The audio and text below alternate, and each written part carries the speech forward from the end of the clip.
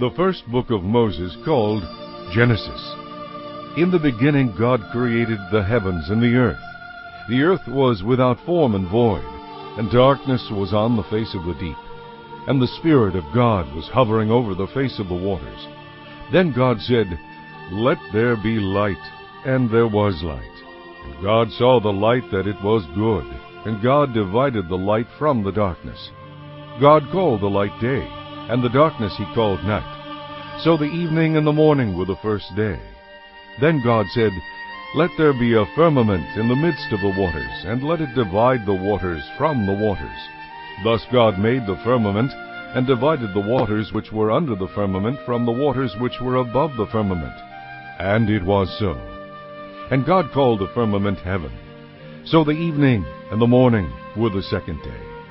Then God said, "Let the waters under the heavens be gathered together into one place, and let the dry land appear." And it was so. And God called the dry land earth, and the gathering together of the waters he called seas.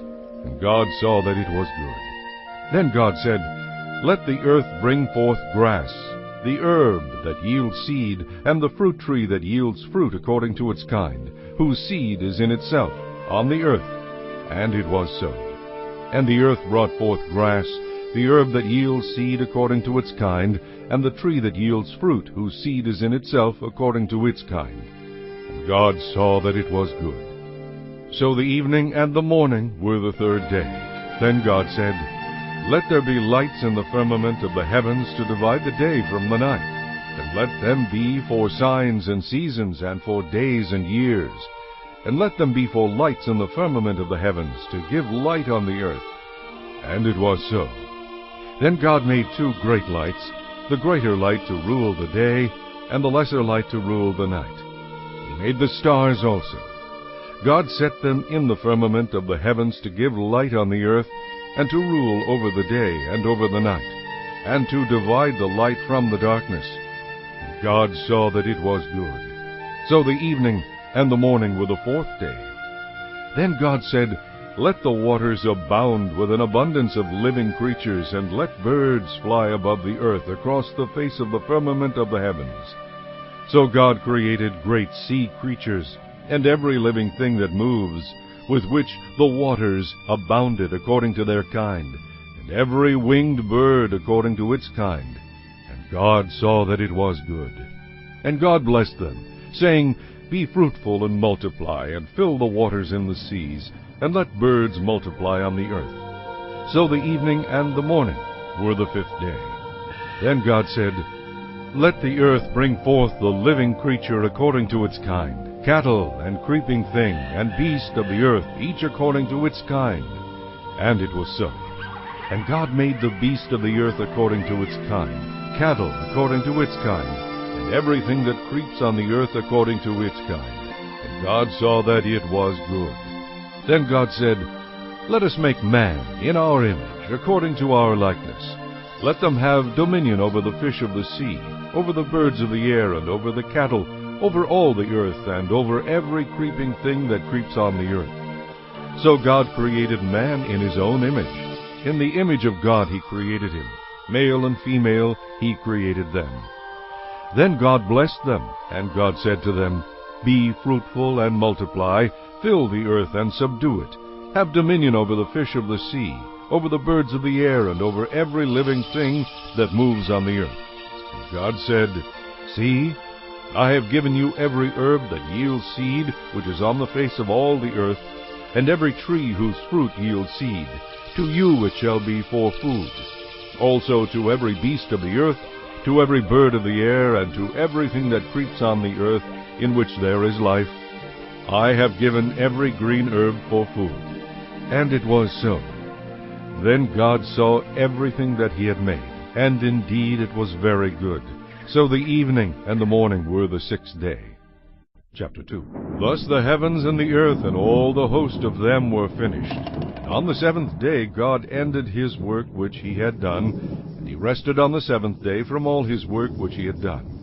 Then God blessed the seventh day and sanctified it, because in it he rested from all his work which God had created and made. This is the history of the heavens and the earth when they were created, in the day that the Lord made the earth and the heavens, before any plant of the field was in the earth, and before any herb of the field had grown. For the Lord God had not caused it to rain on the earth, and there was no man to till the ground. But a mist went up from the earth and watered the whole face of the ground.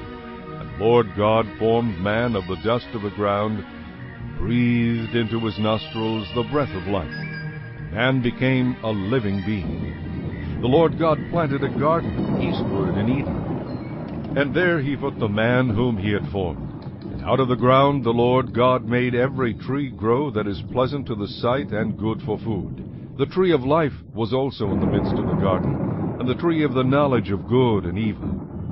Now a river went out of Eden to water the garden, and from there it parted and became 4 river heads. The name of the first is Pishon. It is the one which skirts the whole land of Havilah, where there is gold. And the gold of that land is good. Bdellium and onyx stone are there. The name of the second river is Gihon. It is the one which goes around the whole land of Cush.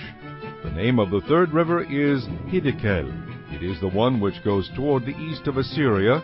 The fourth is the Euphrates. Then the Lord God took the man and put him in the Garden of Eden to tend and keep it. And the Lord God commanded the man, saying, Of every tree of the garden you may freely eat, but of the tree of the knowledge of good and evil you shall not eat, for in the day that you eat of it you shall surely die. And the Lord God said, It is not good that man should be alone. I will make a helper comparable to him. Out of the ground the Lord God formed every beast of the field, and every bird of the air, and brought them to Adam to see what he would call them. And whatever Adam called each living creature, that was its name. So Adam gave names to all cattle, to the birds of the air, and to every beast of the field. But for Adam there was not found a helper comparable to him. And the Lord God caused a deep sleep to fall on Adam, and he slept. And he took one of his ribs, and closed up the flesh in its place. Then the rib which the Lord God had taken from man he made into a woman, and he brought her to the man. And Adam said, This is now bone of my bones, and flesh of my flesh. She shall be called woman, because she was taken out of man. Therefore a man shall leave his father and mother, and be joined to his wife, and they shall become one flesh. And they were both naked, the man and his wife, and were not ashamed. Chapter 3. Now the serpent was more cunning than any beast of the field which the Lord God had made. And he said to the woman, Has God indeed said, You shall not eat of every tree in the garden? And the woman said to the serpent, We may eat the fruit of the trees of the garden, but of the fruit of the tree which is in the midst of the garden, God has said, You shall not eat it, nor shall you touch it, lest you die. Then the serpent said to the woman, You will surely not die. For God knows that in the day you eat of it your eyes will be opened, and you will be like God, knowing good and evil. So when the woman saw that the tree was good for food, that it was pleasant to the eyes, and a tree desirable to make one wise, she took of its fruit and ate. She also gave to her husband with her, and he ate. Then the eyes of both of them were opened, and they knew that they were naked, and they sewed fig leaves together, and made themselves coverings. And they heard the sound of the Lord walking in the garden in the cool of the day. And Adam and his wife hid themselves from the presence of the Lord God among the trees of the garden. Then the Lord God called to Adam and said to him, Where are you? So he said, I heard your voice in the garden, and I was afraid because I was naked, and I hid myself. And he said, Who told you that you were naked? Have you eaten from the tree of which I commanded you that you should not eat? Then the man said, The woman whom you gave to be with me, she gave me of the tree, and I ate. And the Lord God said to the woman, What is this you have done? The woman said, The serpent deceived me, and I ate. So the Lord God said to the serpent, Because you have done this, you are cursed more than all cattle, and more than every beast of the field. On your belly you shall go, and you shall eat dust all the days of your life. And I will put enmity between you and the woman, and between your seed and her seed. He shall bruise your head, and you shall bruise his heel. To the woman he said, I will greatly multiply your sorrow and your conception. In pain you shall bring forth children. Your desire shall be for your husband, and he shall rule over you. Then to Adam he said, Because you have heeded the voice of your wife, and have eaten from the tree of which I commanded you, saying, You shall not eat of it. Cursed is the ground for your sake. In toil you shall eat of it all the days of your life. But thorns and thistles it shall bring forth for you, and you shall eat the herb of the field. In the sweat of your face you shall eat bread, till you return to the ground. For out of it you were taken, for dust you are, and to dust you shall return. And Adam called his wife's name Eve, because she was the mother of all living. Also for Adam and his wife the Lord God made tunics of skin, and clothed them. Then the Lord God said, Behold, the man has become like one of us, to know good and evil. And now, lest he put out his hand, and take also of the tree of life, and eat and live forever. Therefore the Lord God sent him out of the Garden of Eden, to till the ground from which he was taken. So he drove out the man, and he placed cherubim at the east of the Garden of Eden, and a flaming sword which turned every way to guard the way to the tree of life. Chapter 4. Now Adam knew Eve his wife, and she conceived and bore Cain, and said, I have acquired a man from the Lord. Then she bore again, this time his brother Abel. Now Abel was a keeper of sheep, but Cain was a tiller of the ground. And in the process of time it came to pass that Cain brought an offering of the fruit of the ground to the Lord. Abel also brought of the firstborn of his flock, and of their fat.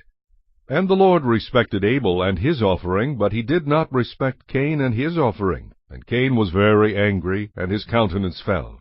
So the Lord said to Cain, Why are you angry, and why has your countenance fallen?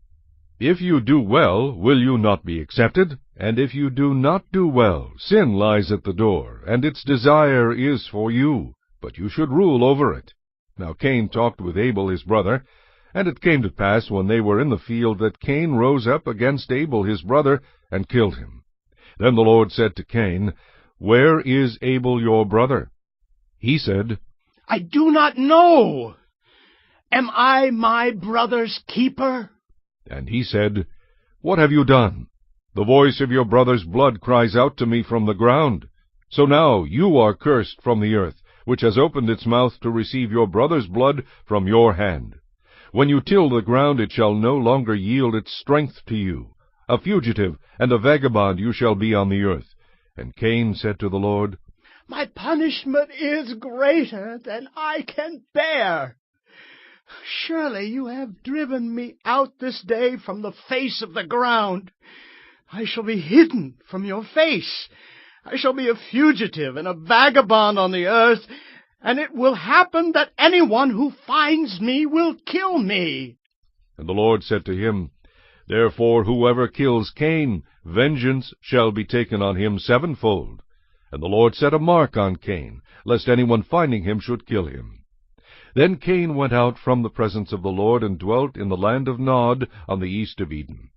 And Cain knew his wife, and she conceived and bore Enoch. And he built a city, and called the name of the city after the name of his son Enoch. To Enoch was born Ired, and Ired begot Mehujael, and Mehujael begot Methushael, and Methushael begot Lamech. Then Lamech took for himself 2 wives. The name of one was Adah, and the name of the second was Zillah. And Adah bore Jabal. He was the father of those who dwell in the tents and have livestock.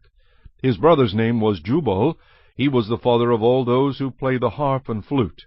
And as for Zillah, she also bore Tubal-Cain, an instructor of every craftsman in bronze and iron. And the sister of Tubal-Cain was Naamah. Then Lamech said to his wives, Adah and Zillah, hear my voice. Wives of Lamech, listen to my speech.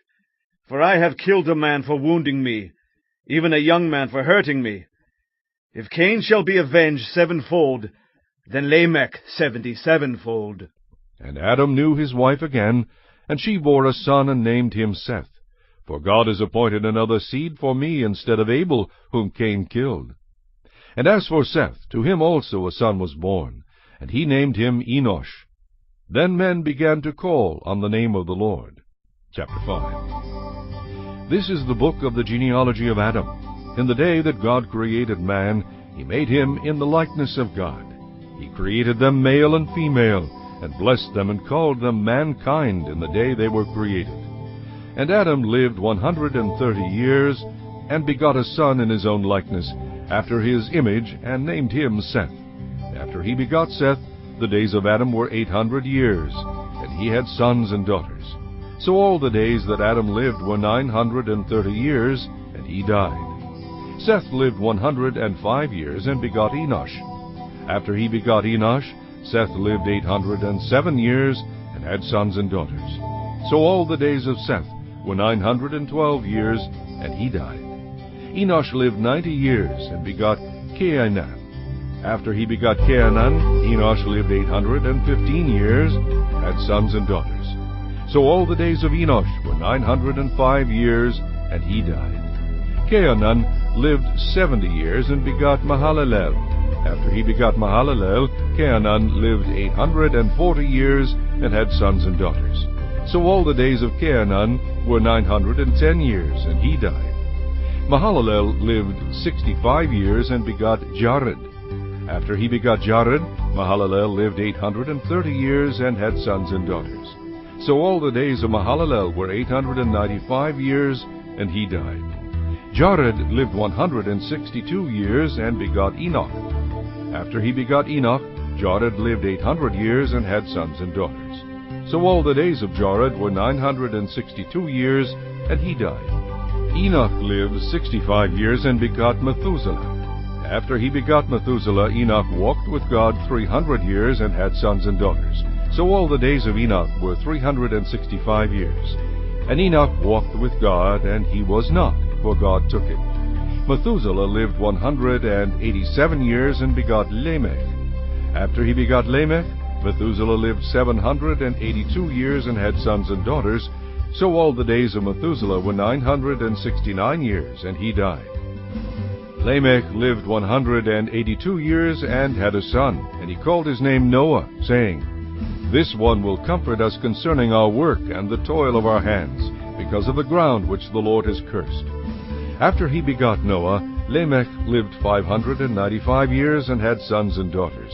So all the days of Lamech were 777 years, and he died. And Noah was 500 years old, and Noah begot Shem, Ham, and Japheth. Chapter 6. Now it came to pass, when men began to multiply on the face of the earth, and daughters were born to them, that the sons of God saw the daughters of men, that they were beautiful, and they took wives for themselves of all whom they chose. And the Lord said, My spirit shall not strive with man forever, for he is indeed flesh, yet his days shall be 120 years. There were giants on the earth in those days, and also afterward, when the sons of God came into the daughters of men, and they bore children to them. Those were the mighty men who were of old, men of renown. Then the Lord saw that the wickedness of man was great in the earth, and that every intent of the thoughts of his heart was only evil continually. And the Lord was sorry that he had made man on the earth, and he was grieved in his heart. So the Lord said, I will destroy man whom I have created from the face of the earth, both man and beast, creeping thing and birds of the air, for I am sorry that I have made them. But Noah found grace in the eyes of the Lord. This is the genealogy of Noah. Noah was a just man, perfect in his generations. Noah walked with God. And Noah begot 3 sons, Shem, Ham, and Japheth. The earth also was corrupt before God, and the earth was filled with violence. So God looked upon the earth, and indeed it was corrupt, for all flesh had corrupted their way on the earth. And God said to Noah, The end of all flesh has come before me, for the earth is filled with violence through them. And behold, I will destroy them with the earth. Make yourself an ark of gopher wood, make rooms in the ark, and cover it inside and outside with pitch. And this is how you shall make it.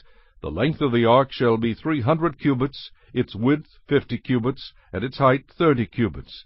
You shall make a window for the ark, and you shall finish it to a cubit from above, and set the door of the ark in its side.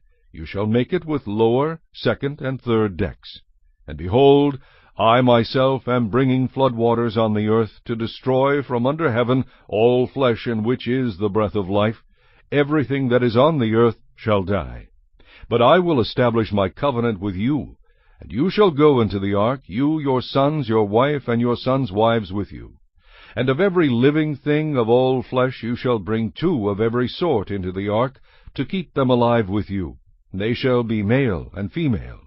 Of the birds after their kind, of animals after their kind, and of every creeping thing of the earth after its kind, 2 of every kind will come to you to keep them alive. And you shall take for yourself of all food that is eaten, and you shall gather it to yourself, and it shall be food for you and for them. Thus Noah did according to all that God commanded him, so he did. Chapter 7.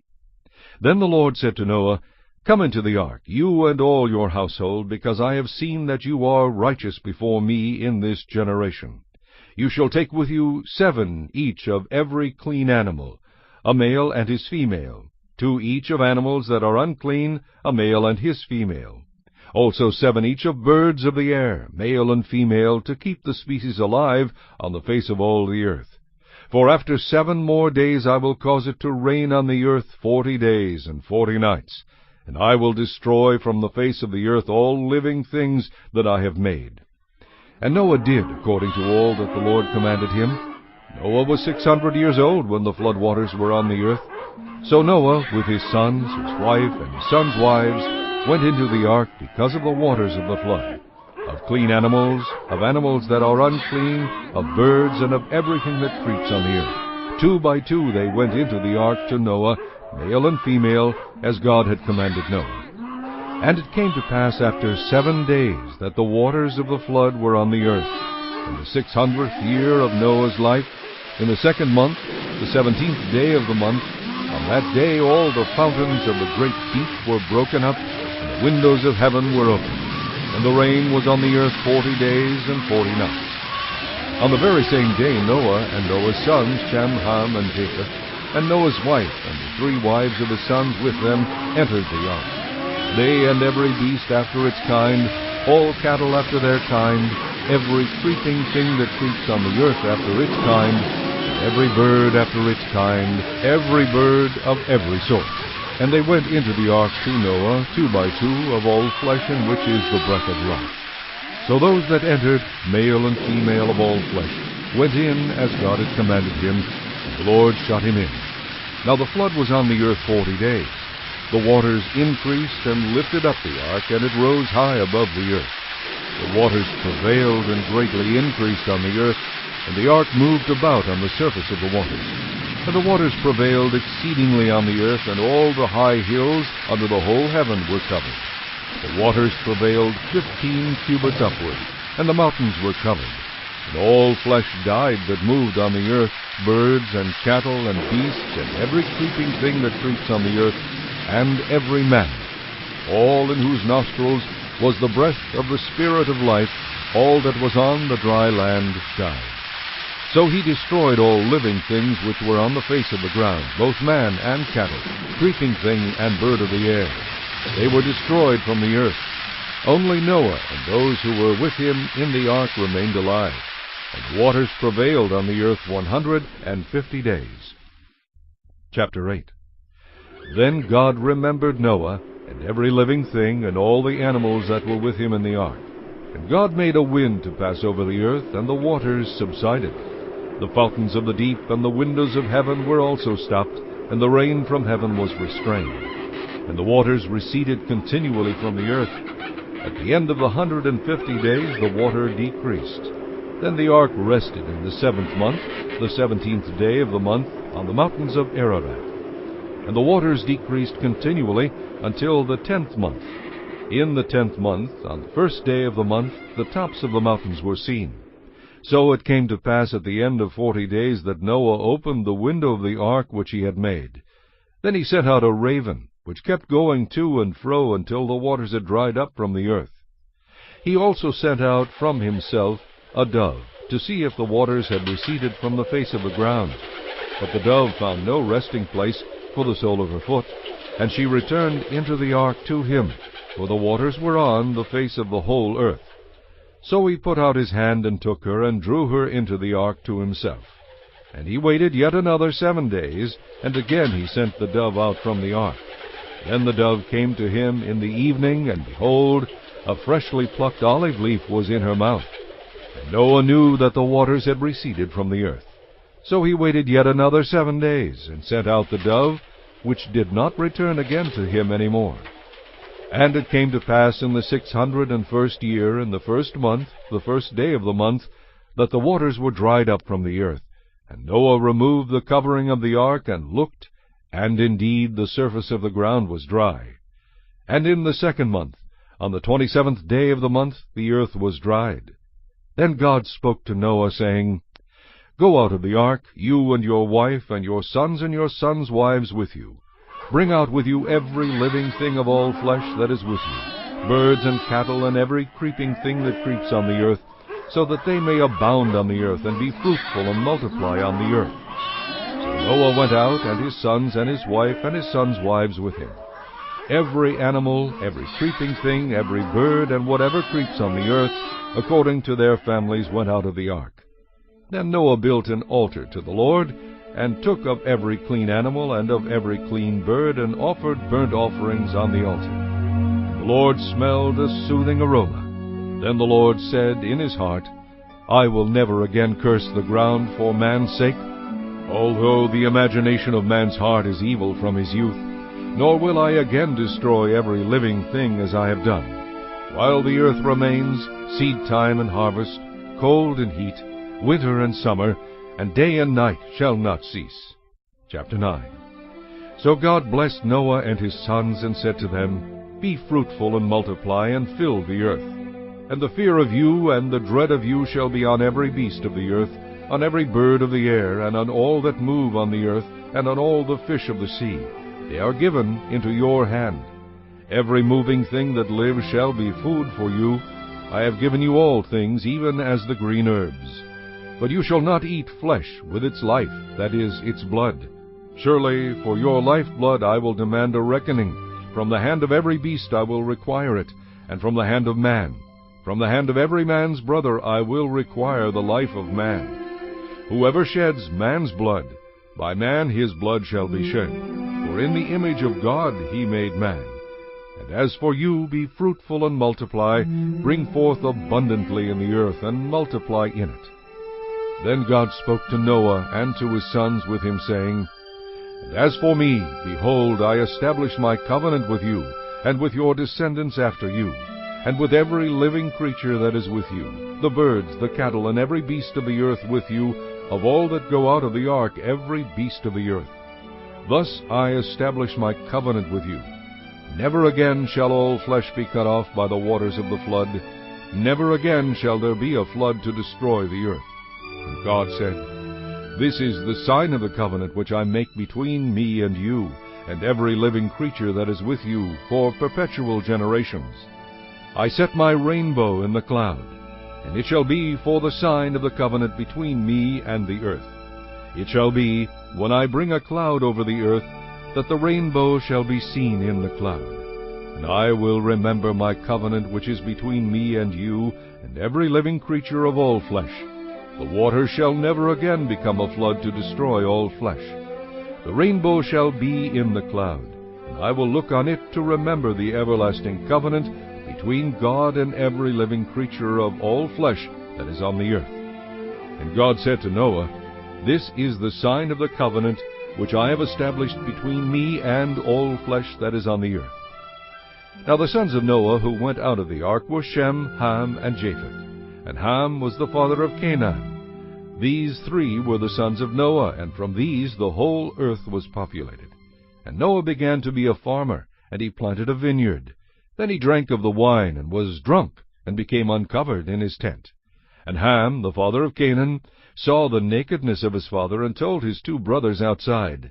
But Shem and Japheth took a garment, laid it on both their shoulders, and went backward, and covered the nakedness of their father. Their faces were turned away, and they did not see their father's nakedness.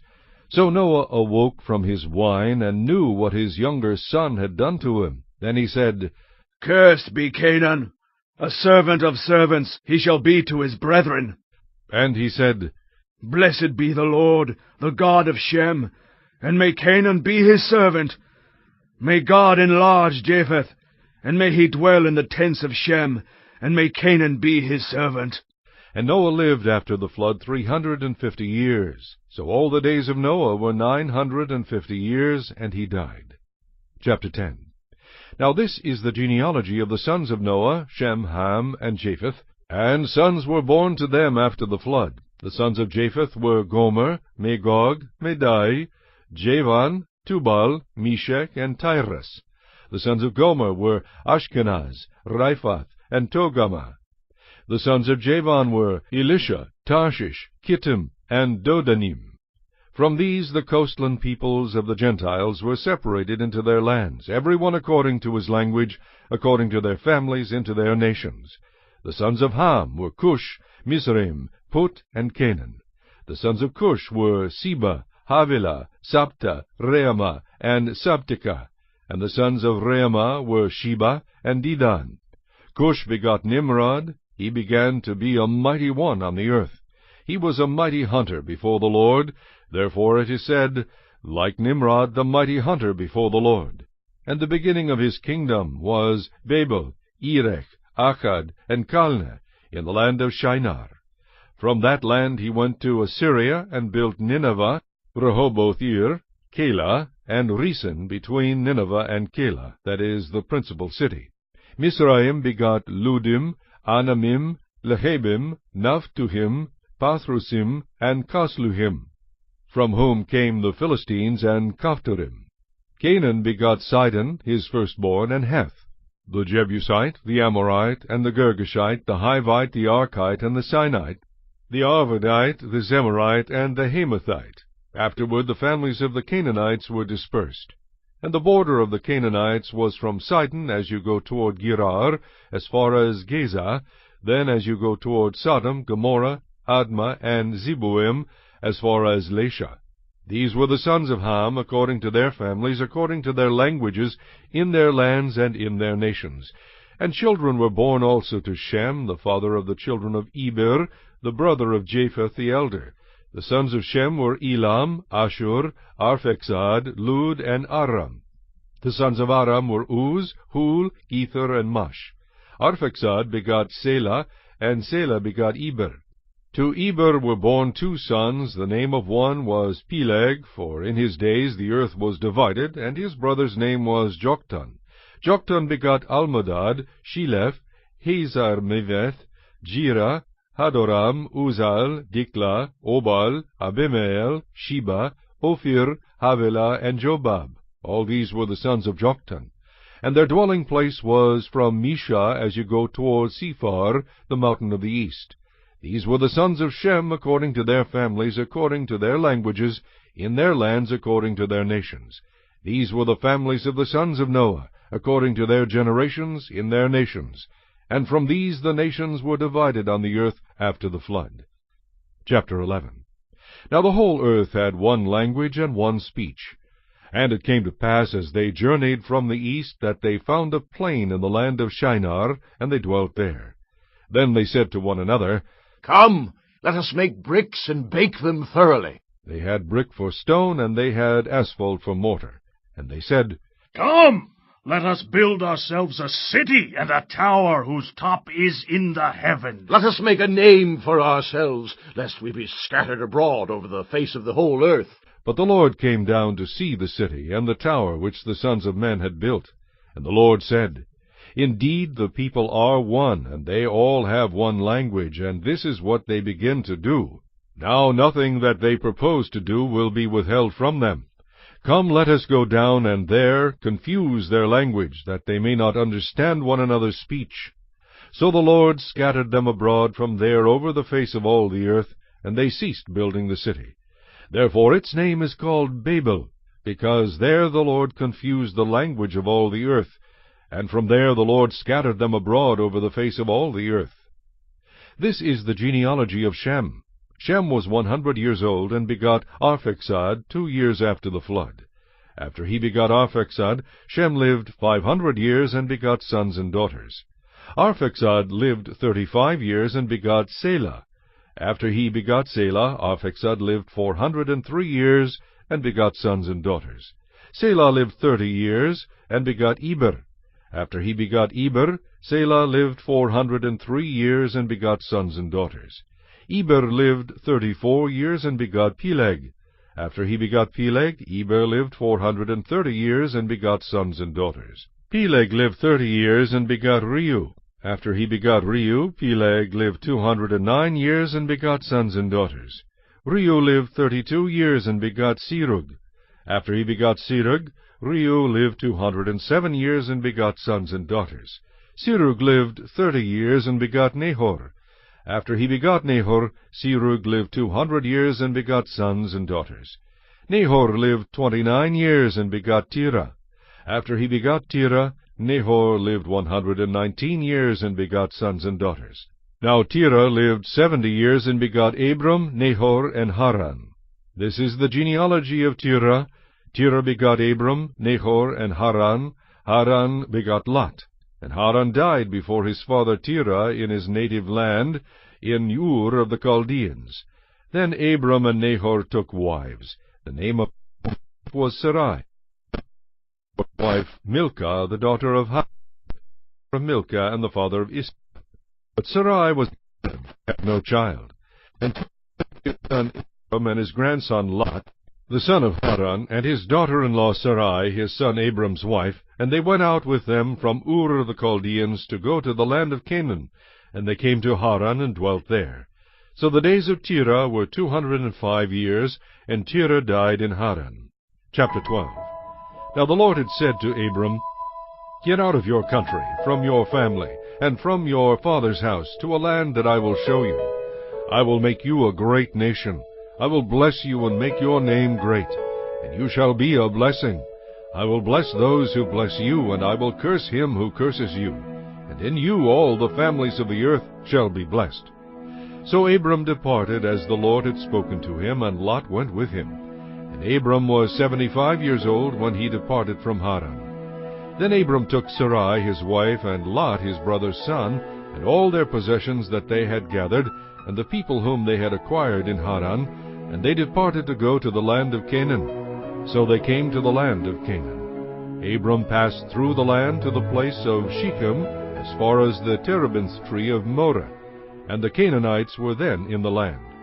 Then the Lord appeared to Abram and said, To your descendants I will give this land.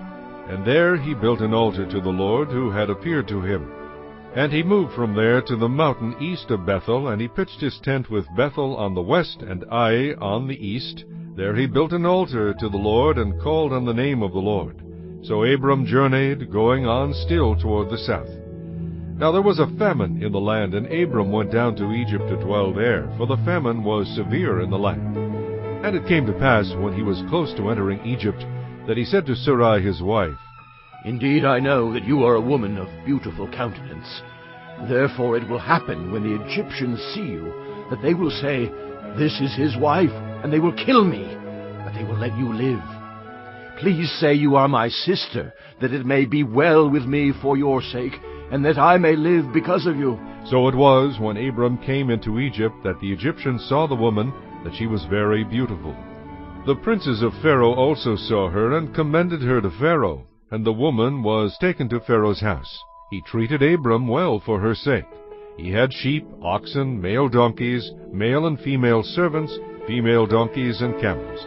But the Lord plagued Pharaoh and his house with great plagues because of Sarai, Abram's wife. And Pharaoh called Abram and said, What is this you have done to me? Why did you not tell me that she was your wife? Why did you say, She is my sister, I might have taken her as my wife. Now, therefore, here is your wife. Take her, and go your way. So Pharaoh commanded his men concerning him, and they sent him away, with his wife and all that he had. Chapter 13. Then Abram went up from Egypt, he and his wife, and all that he had, and Lot with him, to the south. Abram was very rich in livestock, in silver, and in gold. And he went on his journey from the south as far as Bethel, to the place where his tent had been at the beginning, between Bethel and Ai, to the place of the altar which he had made there at first. And there Abram called on the name of the Lord. Lot also, who went with Abram, had flocks and herds and tents. Now the land was not able to support them, that they might dwell together, for their possessions were so great that they could not dwell together. And there was strife between the herdsmen of Abram's livestock and the herdsmen of Lot's livestock. The Canaanites and the Perizzites then dwelt in the land. So Abram said to Lot, Please let there be no strife between you and me, and between my herdsmen and your herdsmen, for we are brethren. Is not the whole land before you? Please separate from me. If you take the left, then I will go to the right.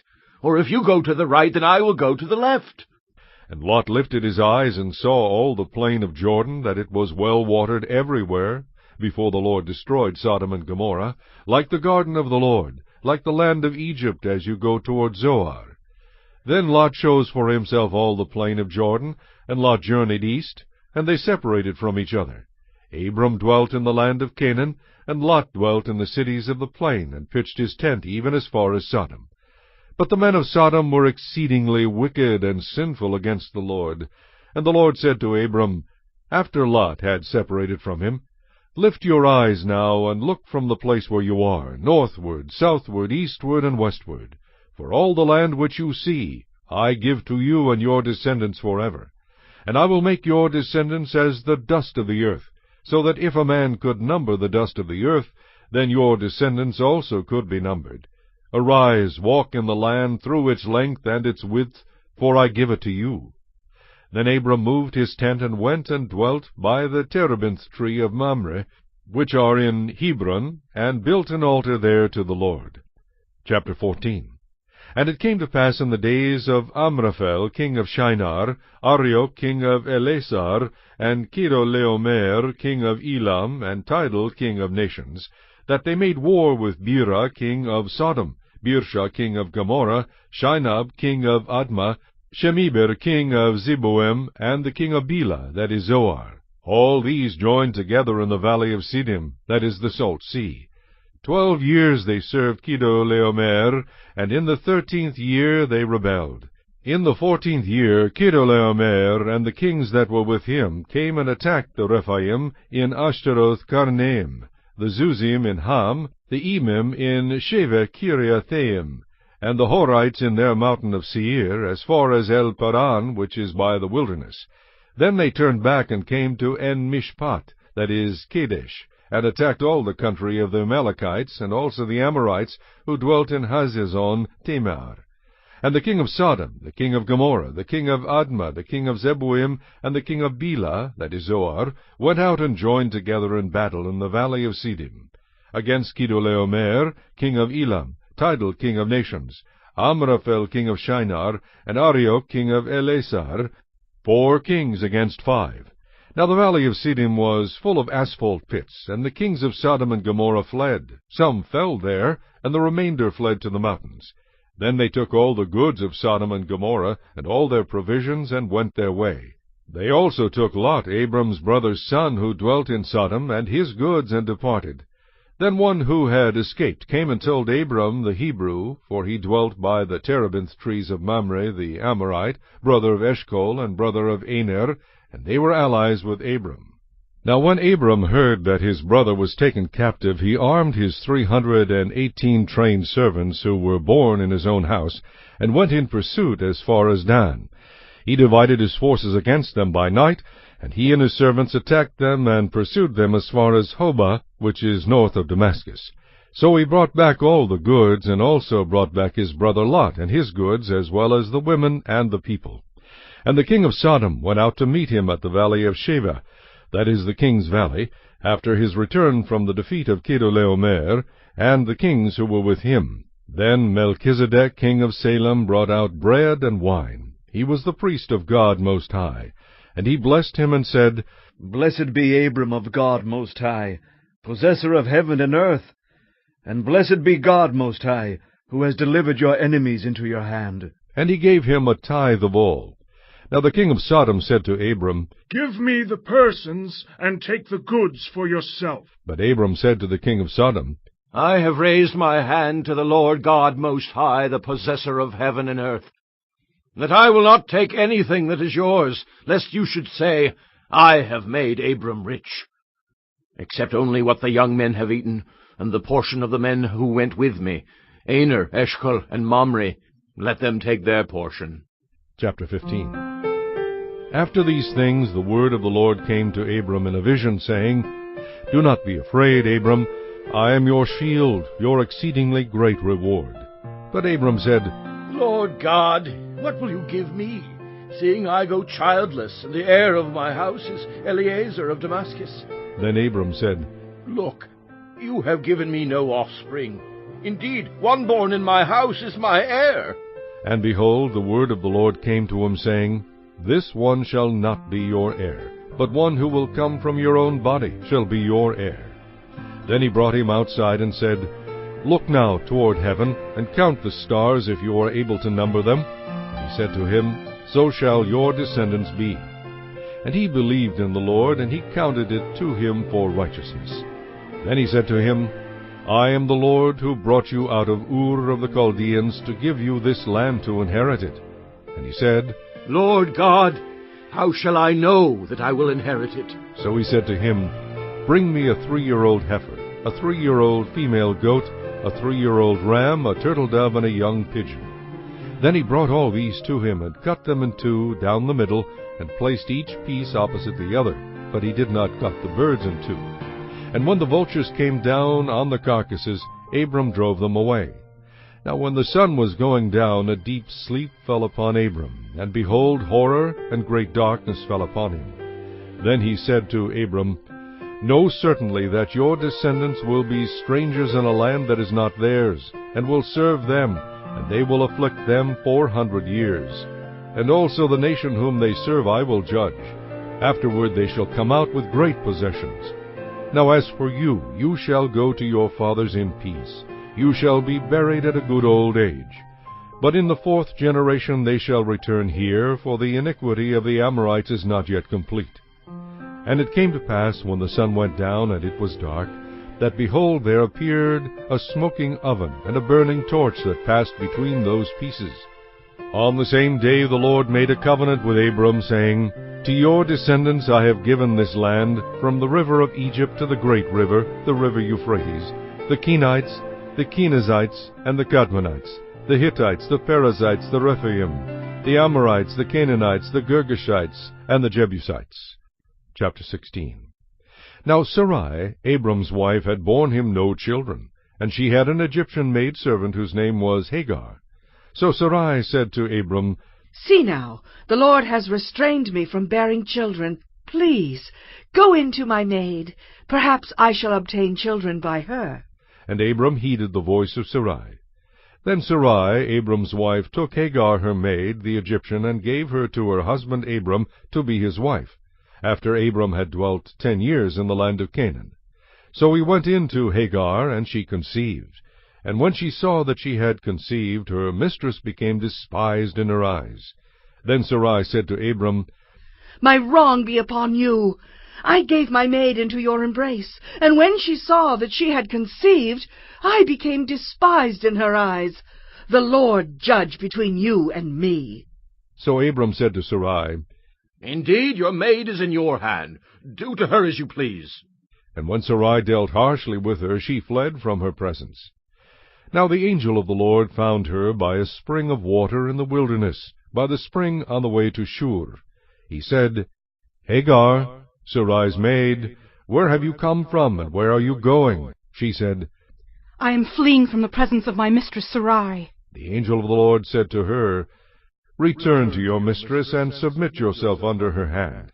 Then the angel of the Lord said to her, I will multiply your descendants exceedingly, so that they shall not be counted for multitude. And the angel of the Lord said to her, Behold, you are with child, and you shall bear a son. You shall call his name Ishmael, because the Lord has heard your affliction. He shall be a wild man. His hand shall be against every man, and every man's hand against him. And he shall dwell in the presence of all his brethren.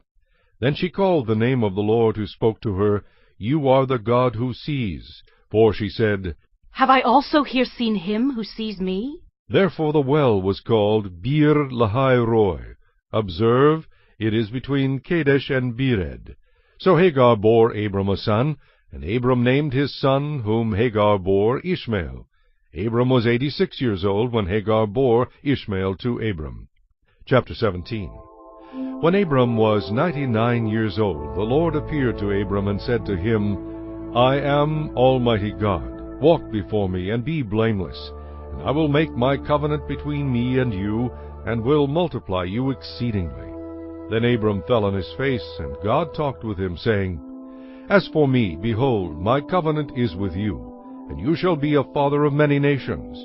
No longer shall your name be called Abram, but your name shall be Abraham, for I have made you a father of many nations. I will make you exceedingly fruitful, and I will make nations of you, and kings shall come from you.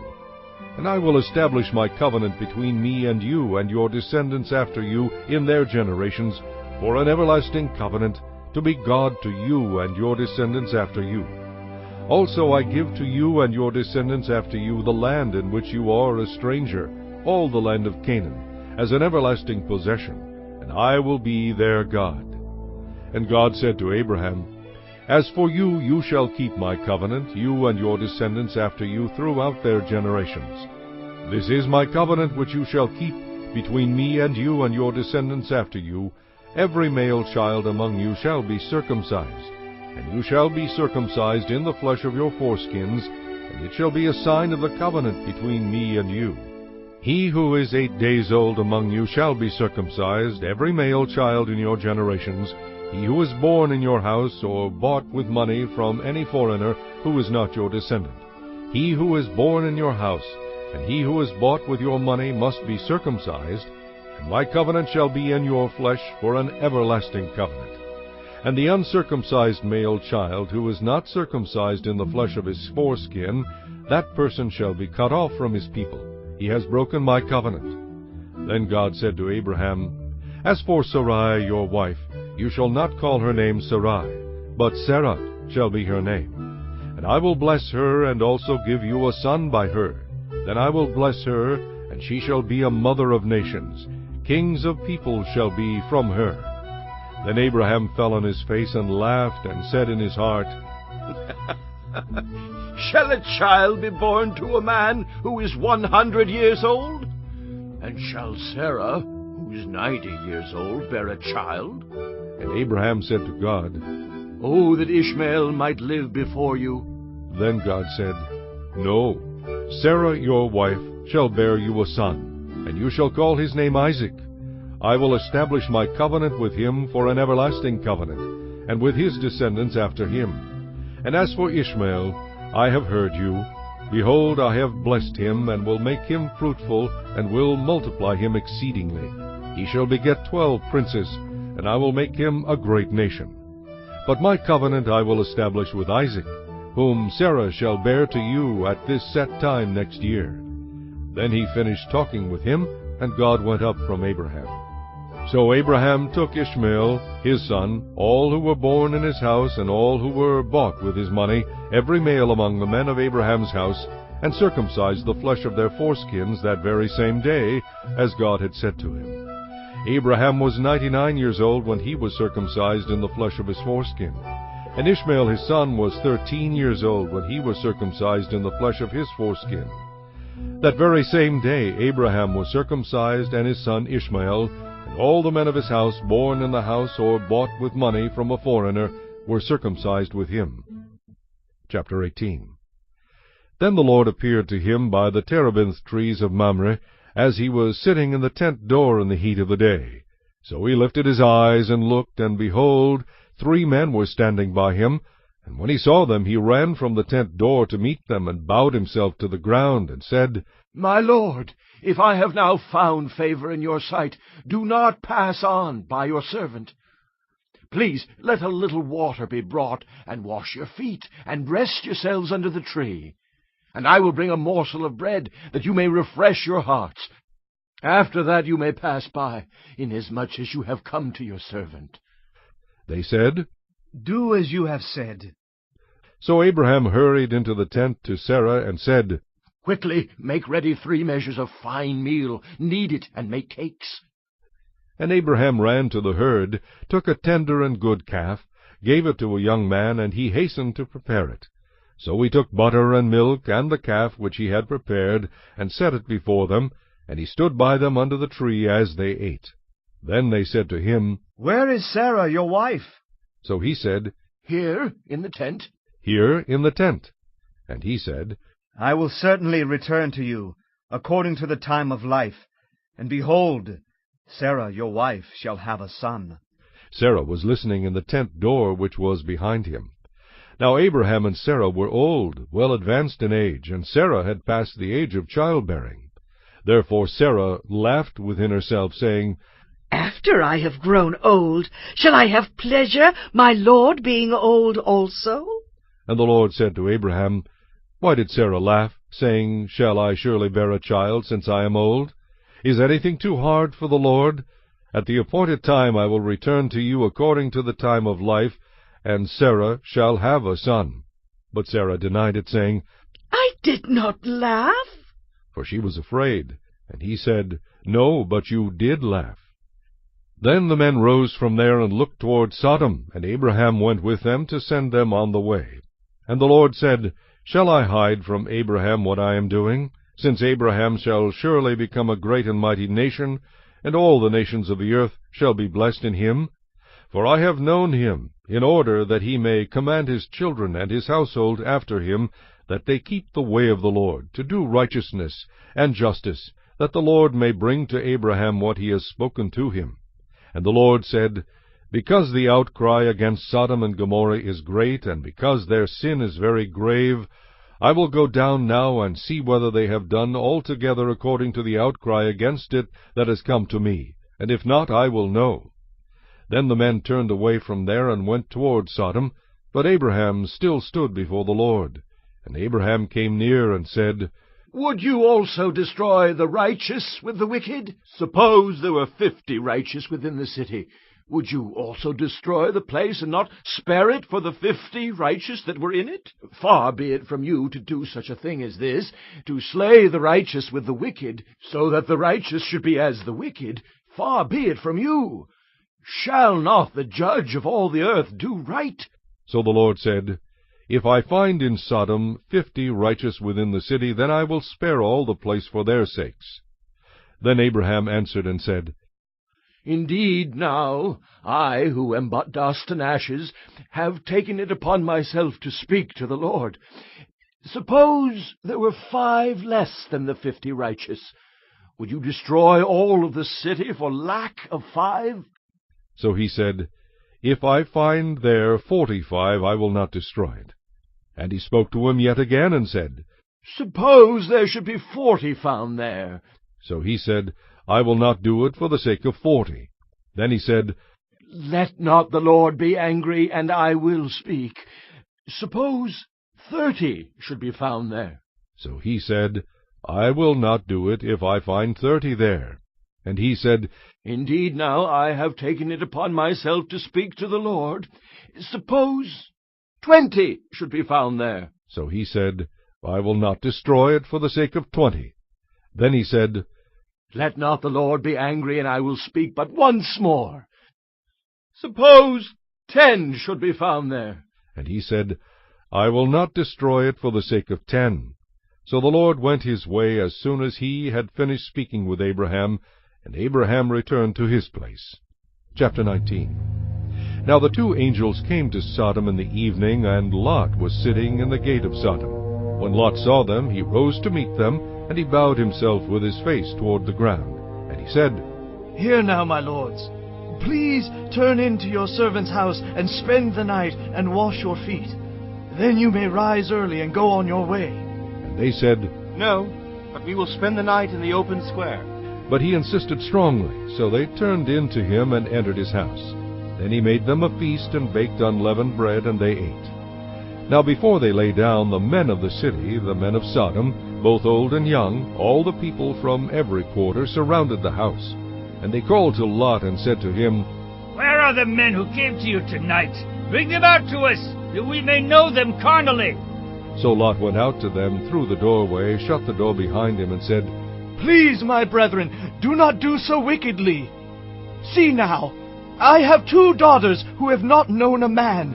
Please, let me bring them out to you, and you may do to them as you wish.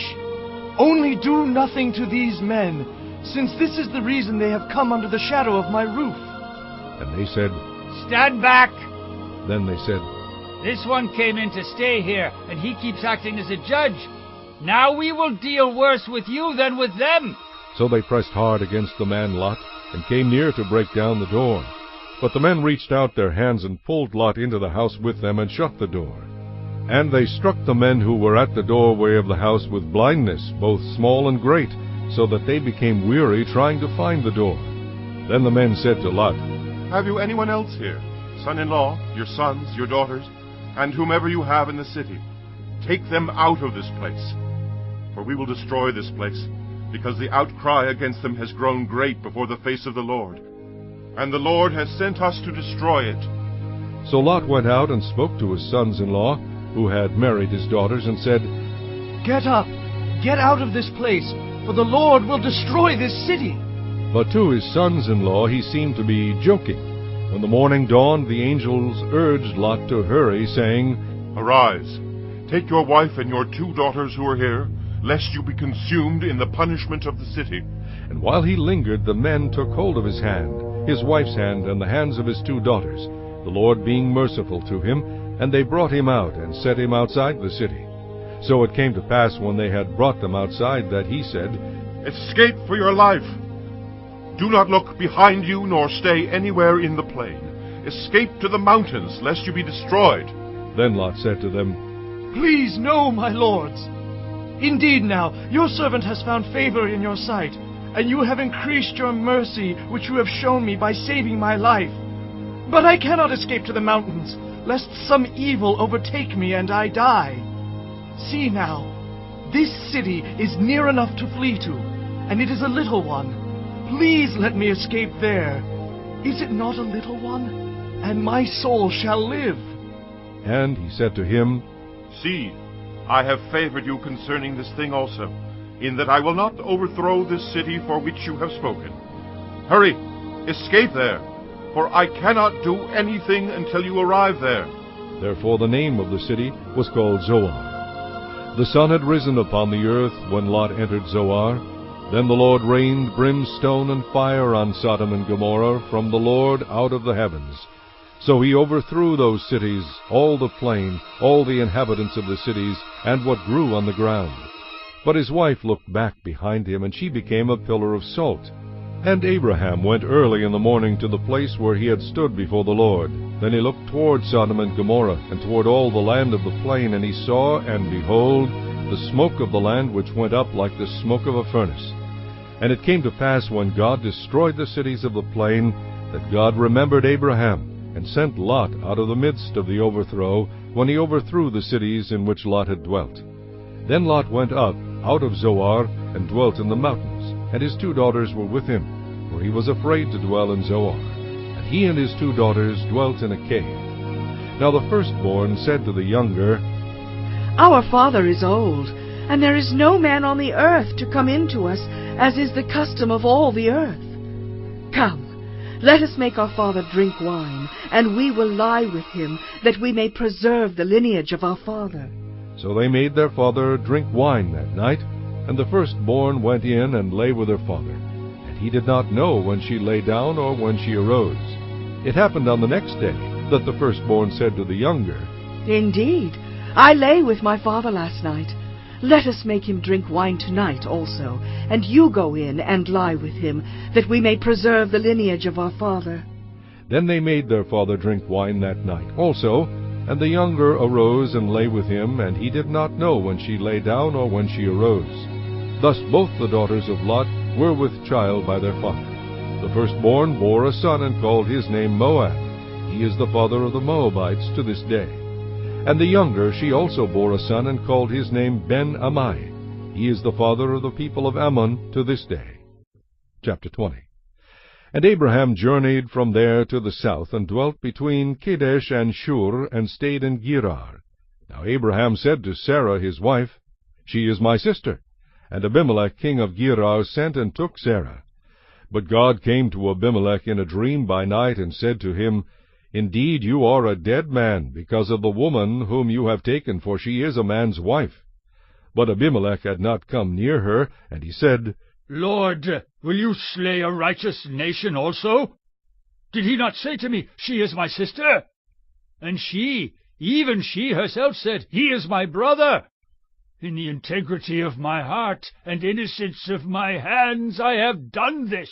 And God said to him in a dream, Yes, I know that you did this in the integrity of your heart, for I also withheld you from sinning against me. Therefore I did not let you touch her.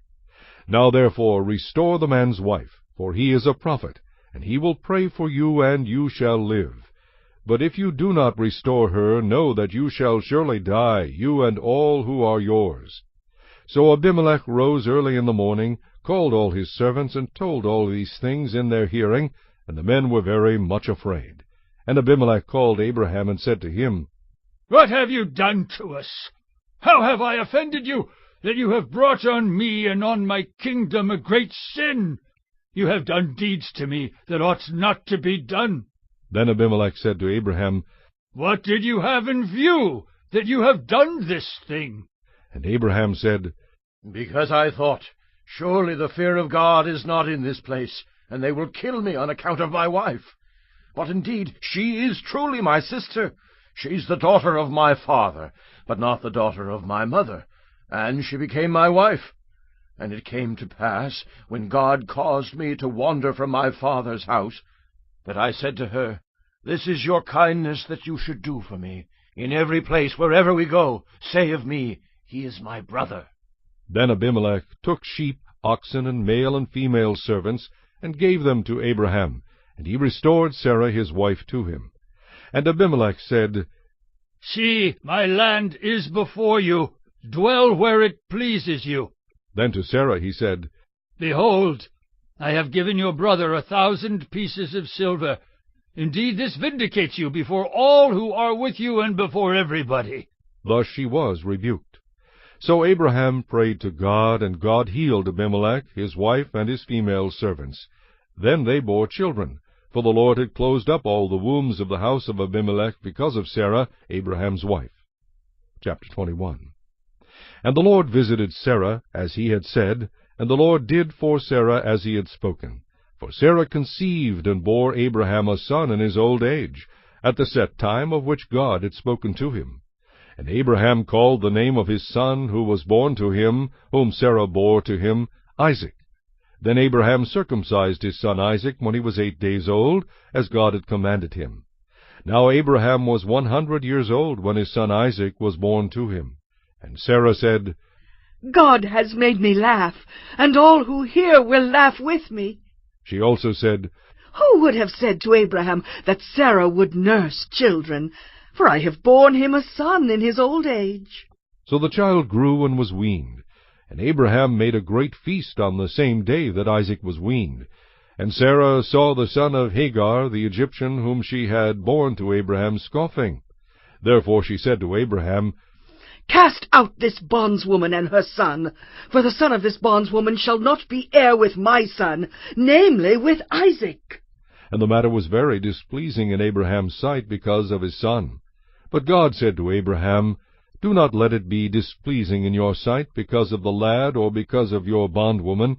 Whatever Sarah has said to you, listen to her voice, for in Isaac your seed shall be called. Yet I will also make a nation of the son of the bondwoman, because he is your seed. So Abraham rose early in the morning, and took bread and a skin of water, and putting it on her shoulder, he gave it and the boy to Hagar, and sent her away. Then she departed and wandered in the wilderness of Beersheba. And the water in the skin was used up, and she placed the boy under one of the shrubs. Then she went and sat across from him at a distance of about a bowshot, for she said to herself, Let me not see the death of the boy. So she sat opposite him, and lifted her voice and wept. And God heard the voice of the lad. Then the angel of God called to Hagar out of heaven, and said to her, What ails you, Hagar? Fear not, for God has heard the voice of the lad where he is.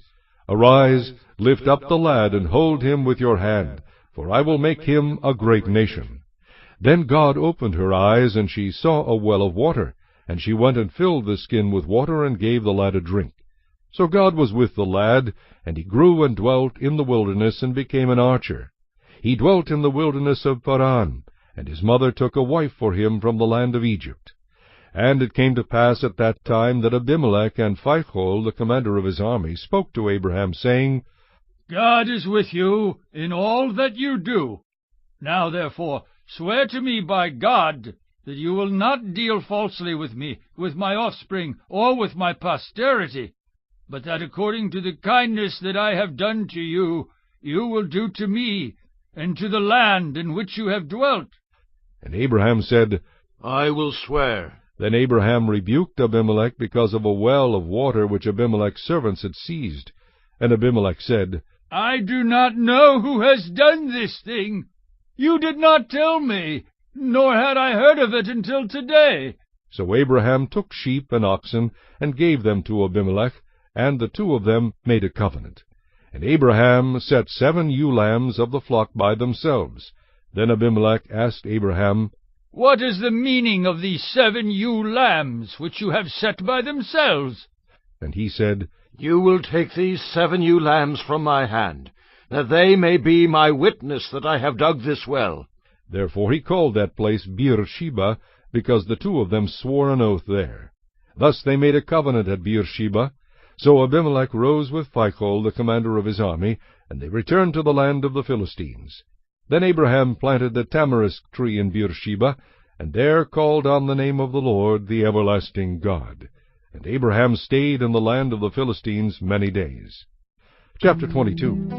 Now it came to pass after these things that God tested Abraham and said to him, Abraham, and he said, Here I am. Then he said, Take now your son, your only son Isaac, whom you love, and go to the land of Moriah, and offer him there as a burnt offering on one of the mountains of which I shall tell you. So Abraham rose early in the morning, and saddled his donkey, and took 2 of his young men with him, and Isaac his son. And he split the wood for the burnt offering, and arose and went to the place of which God had told him. Then on the 3rd day Abraham lifted his eyes, and saw the place afar off. And Abraham said to his young men, Stay here with the donkey. The lad and I will go yonder and worship, and we will come back to you. So Abraham took the wood of the burnt offering, and laid it on Isaac his son. And he took the fire in his hand, and a knife, and the 2 of them went together. But Isaac spoke to Abraham his father, and said, My father. And he said, Here I am, my son. Then he said, Look, the fire and the wood, but where is the lamb for the burnt offering? And Abraham said, My son, God will provide for himself the lamb for a burnt offering. So the 2 of them went together. Then they came to the place of which God had told him. And Abraham built an altar there, and placed the wood in order. And he bound Isaac his son, and laid him on the altar upon the wood. And Abraham stretched out his hand, and took the knife to slay his son. But the angel of the Lord called to him from heaven, and said, Abraham, Abraham. So he said, Here I am. And he said, Do not lay your hand on the lad, or do anything to him, for now I know that you fear God, since you have not withheld your son, your only son, from me. Then Abraham lifted his eyes and looked, and there behind him was a ram caught in a thicket by its horns. So Abraham went and took the ram, and offered it up for a burnt offering instead of his son. And Abraham called the name of the place, The Lord will provide, as it is said to this day, In the mount of the Lord it shall be provided. Then the angel of the Lord called to Abraham a second time out of heaven, and said, By myself I have sworn, says the Lord, because you have done this thing, and have not withheld your son, your only son, blessing I will bless you, and multiplying I will multiply your descendants as the stars of the heaven, and as the sand which is on the seashore. And your descendants shall possess the gate of their enemies. In your seed all the nations of the earth shall be blessed, because you have obeyed my voice. So Abraham returned to his young men, and they rose and went together to Beersheba, and Abraham dwelt at Beersheba.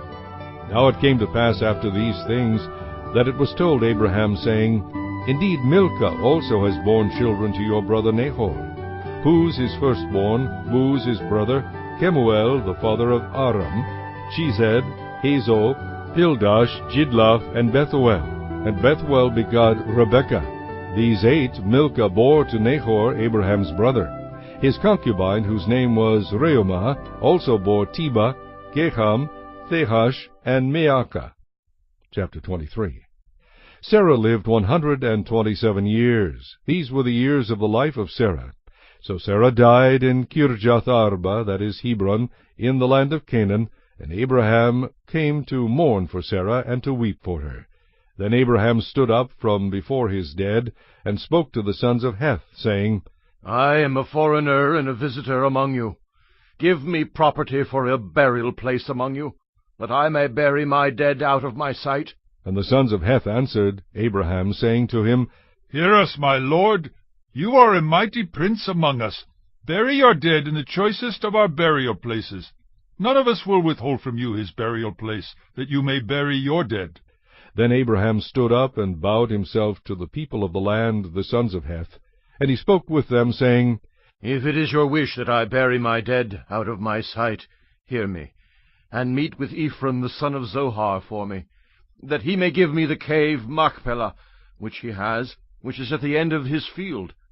Let him give it to me at the full price, as property for a burial place among you. Now Ephron dwelt among the sons of Heth, and Ephron the Hittite answered Abraham in the presence of the sons of Heth, all who entered at the gate of his city, saying, No, my lord, hear me. I give you the field and the cave that is in it. I give it to you in the presence of the sons of my people. I give it to you. Bury your dead. Then Abraham bowed himself down before the people of the land, and he spoke to Ephron in the hearing of the people of the land, saying, If you will give it, please hear me. I will give you money for the field.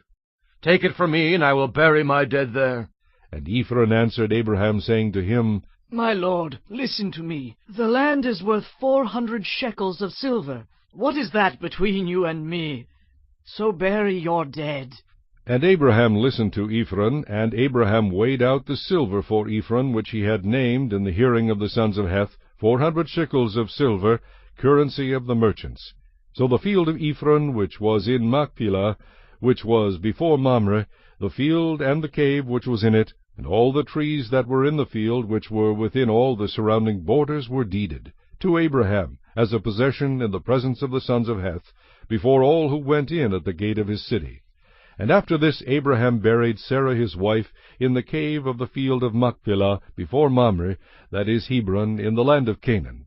So the field and the cave that is in it were deeded to Abraham by the sons of Heth as property for a burial place. Chapter 24. Now Abraham was old, well advanced in age, and the Lord had blessed Abraham in all things. So Abraham said to the oldest servant of his house, who ruled over all that he had, Please put your hand under my thigh, and I will make you swear by the Lord, the God of heaven and the God of the earth, that you will not take a wife for my son from the daughters of the Canaanites, among whom I dwell. But you shall go to my country and to my family, and take a wife for my son Isaac. And the servant said to him, Perhaps the woman will not be willing to follow me to this land.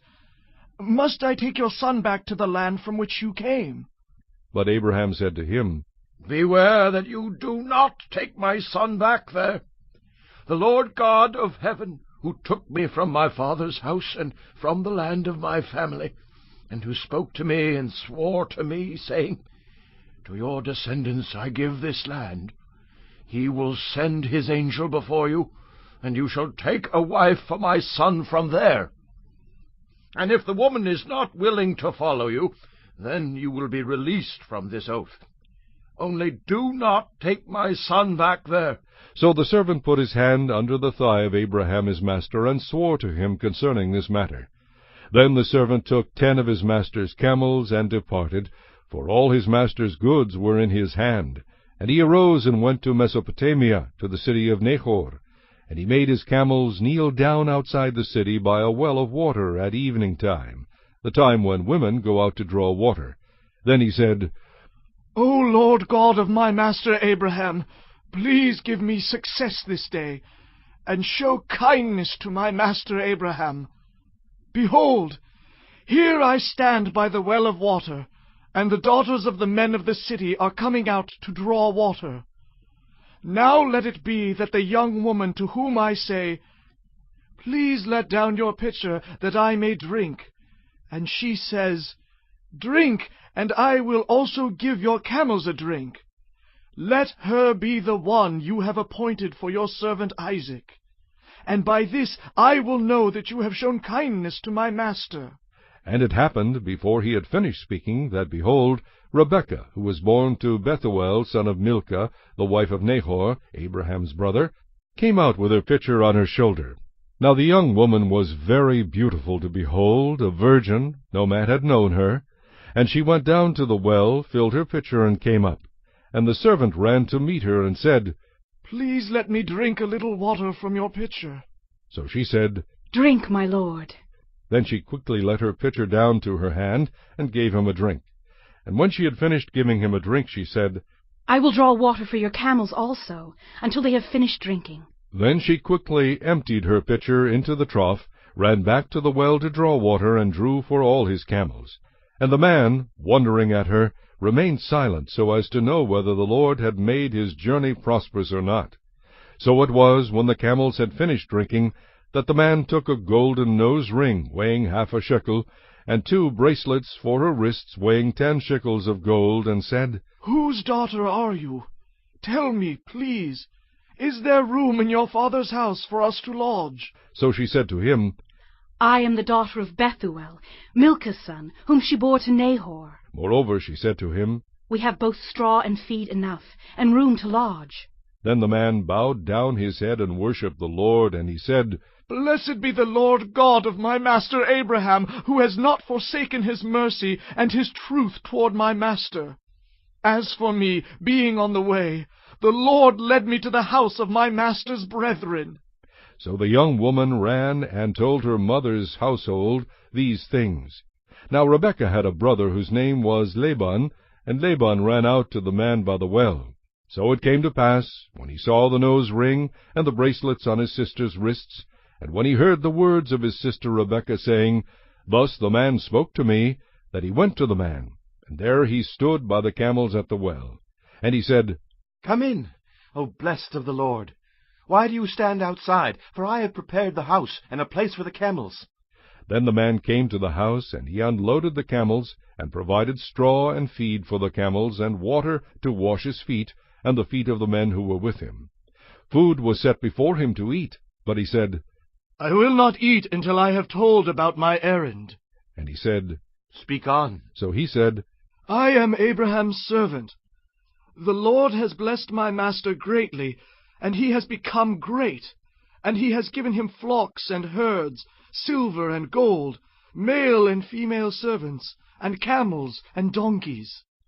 And Sarah, my master's wife, bore a son to my master when she was old, and to him he has given all that he has.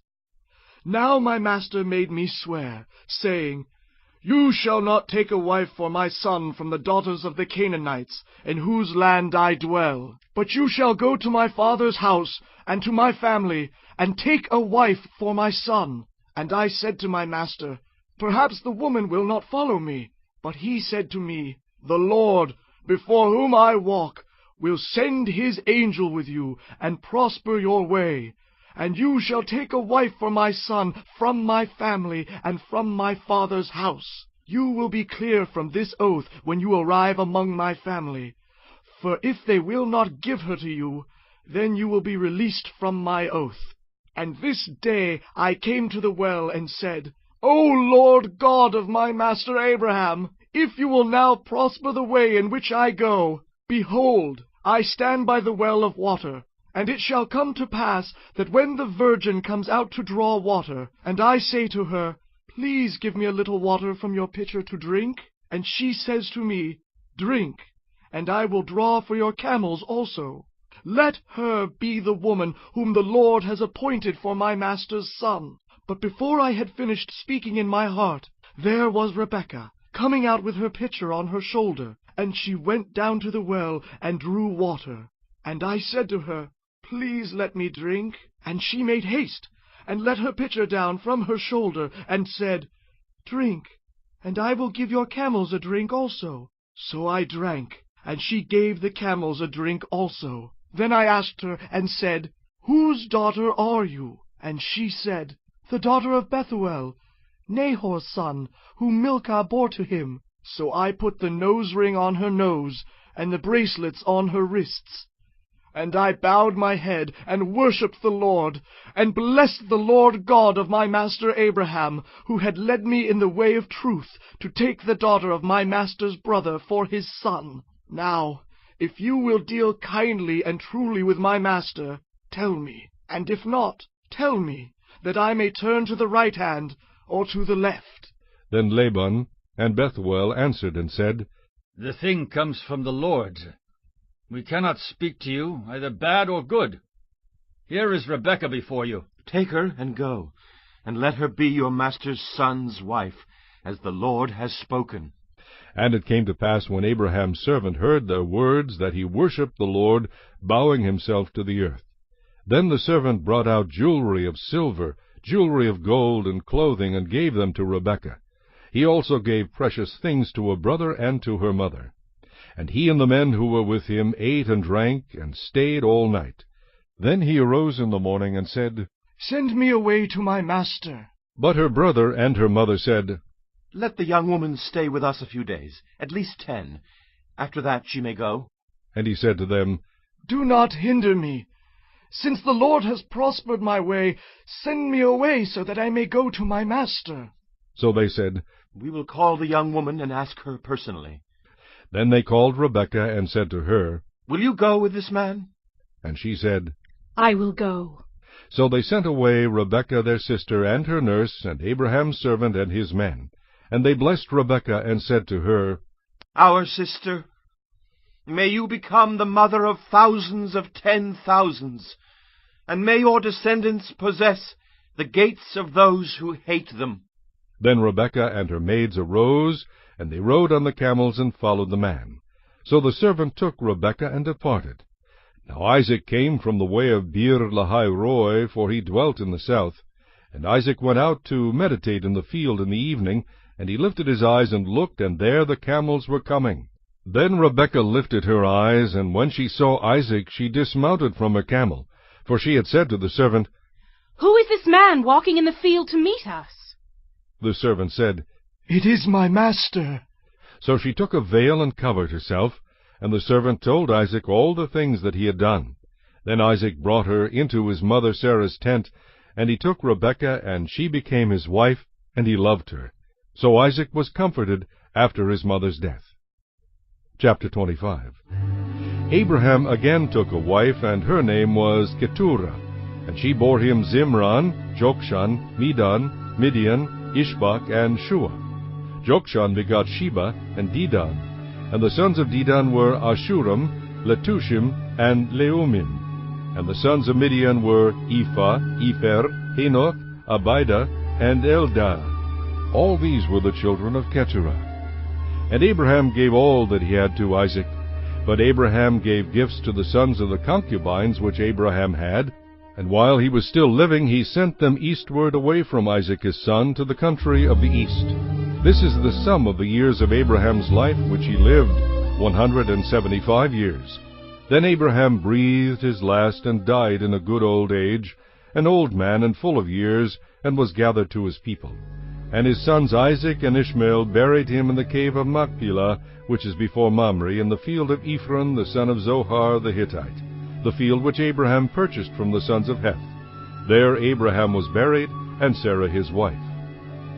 And it came to pass, after the death of Abraham, that God blessed his son Isaac, and Isaac dwelt at Beer-lahai-roi.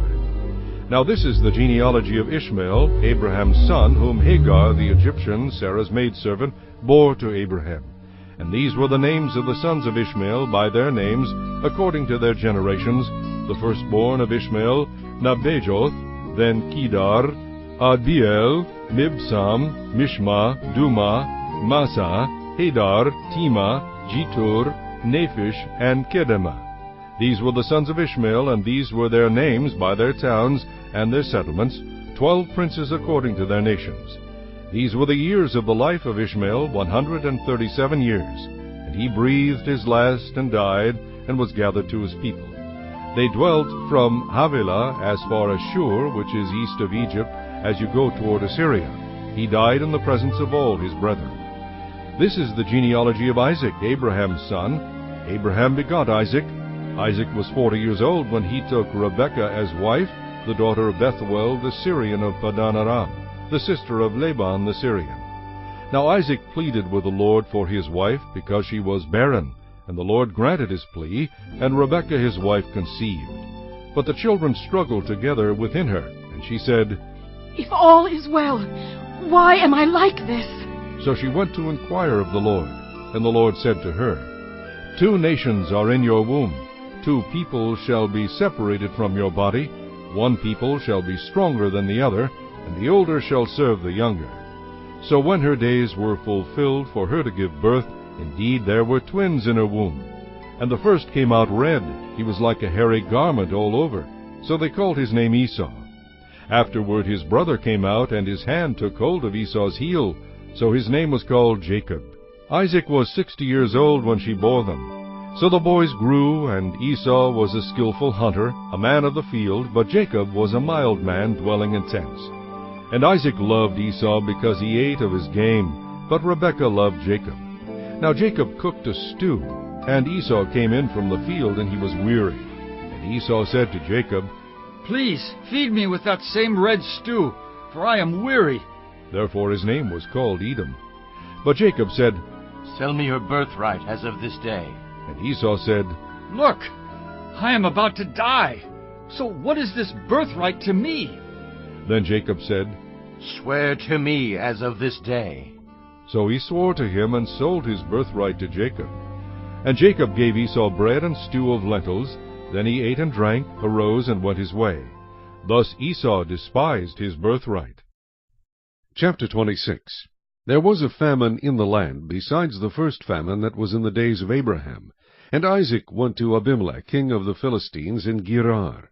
Then the Lord appeared to him and said, Do not go down to Egypt. Live in the land of which I shall tell you. Dwell in this land, and I will be with you and bless you. For to you and your descendants I give all these lands, and I will perform the oath which I swore to Abraham your father. And I will make your descendants multiply as the stars of heaven.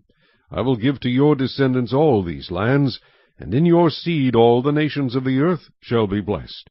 Because Abraham obeyed my voice, and kept my charge, my commandments, my statutes, and my laws. So Isaac dwelt in Gerar, and the men of the place asked about his wife, and he said, She is my sister. For he was afraid to say, She is my wife, because he thought, Lest the men of the place kill me for Rebekah, because she is beautiful to behold. Now it came to pass, when he had been there a long time, that Abimelech, king of the Philistines, looked through a window and saw, and there was Isaac, showing endearment to Rebekah his wife. Then Abimelech called Isaac and said, Quite obviously she is your wife. So how could you say she is my sister? Isaac said to him, Because I said, Lest I die on account of her. And Abimelech said, What is this you have done to us? One of the people might soon have lain with your wife, and you would have brought guilt on us. So Abimelech charged all his people, saying, He who touches this man or his wife shall surely be put to death. Then Isaac sowed in that land, and reaped in the same year 100-fold, and the Lord blessed him. The man began to prosper, and continued prospering, until he became very prosperous. For he had possessions of flocks, and possessions of herds, and a great number of servants. So the Philistines envied him. Now the Philistines had stopped up all the wells which his father's servants had dug in the days of Abraham his father, and they had filled them with earth. And Abimelech said to Isaac, Go away from us, for you are much mightier than we. Then Isaac departed from there, and pitched his tent in the valley of Gerar, and dwelt there.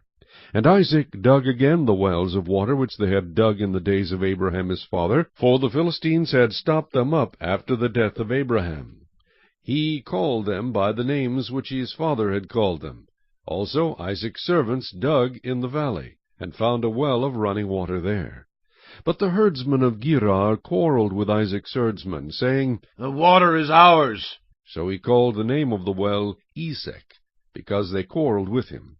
Then they dug another well, and they quarreled over that one also. So he called its name Sitnah. And he moved from there, and dug another well, and they did not quarrel over it. So he called its name Rehoboth, because he said, For now the Lord has made room for us, and we shall be fruitful in the land. Then he went up from there to Beersheba. And the Lord appeared to him the same night, and said, I am the God of your father Abraham. Do not fear, for I am with you. I will bless you and multiply your descendants for my servant Abraham's sake. So he built an altar there, and called on the name of the Lord. And he pitched his tent there, and there Isaac's servants dug a well. Then Abimelech came to him from Gerar with Ahuzzath, one of his friends, and Phicol, the commander of his army. And Isaac said to them, Why have you come to me, since you hate me and have sent me away from you? But they said, We have certainly seen that the Lord is with you. So we said, Let there now be an oath between us, between you and us. Let us make a covenant with you, that you will do us no harm, since we have not touched you, and since we have done nothing to you but good, and have sent you away in peace. You are now the blessed of the Lord. So he made them a feast, and they ate and drank. Then they arose early in the morning, and swore an oath with one another, and Isaac sent them away, and they departed from him in peace. It came to pass the same day that Isaac's servants came and told him about the well which they had dug, and said to him, We have found water. So he called it Sheba.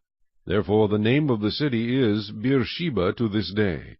When Esau was 40 years old, he took as wives Judith, the daughter of Beeri the Hittite, and Basemath, the daughter of Elon the Hittite. And they were a grief of mind to Isaac and Rebekah. Chapter 27. Now it came to pass, when Isaac was old, and his eyes were so dim that he could not see, that he called Esau his older son, and said to him, My son.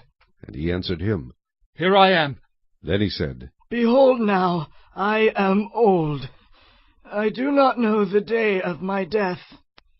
Now, therefore, please take your weapons, your quiver and your bow, and go out to the field and hunt game for me, and make me savory food, such as I love, and bring it to me, that I may eat, that my soul may bless you before I die.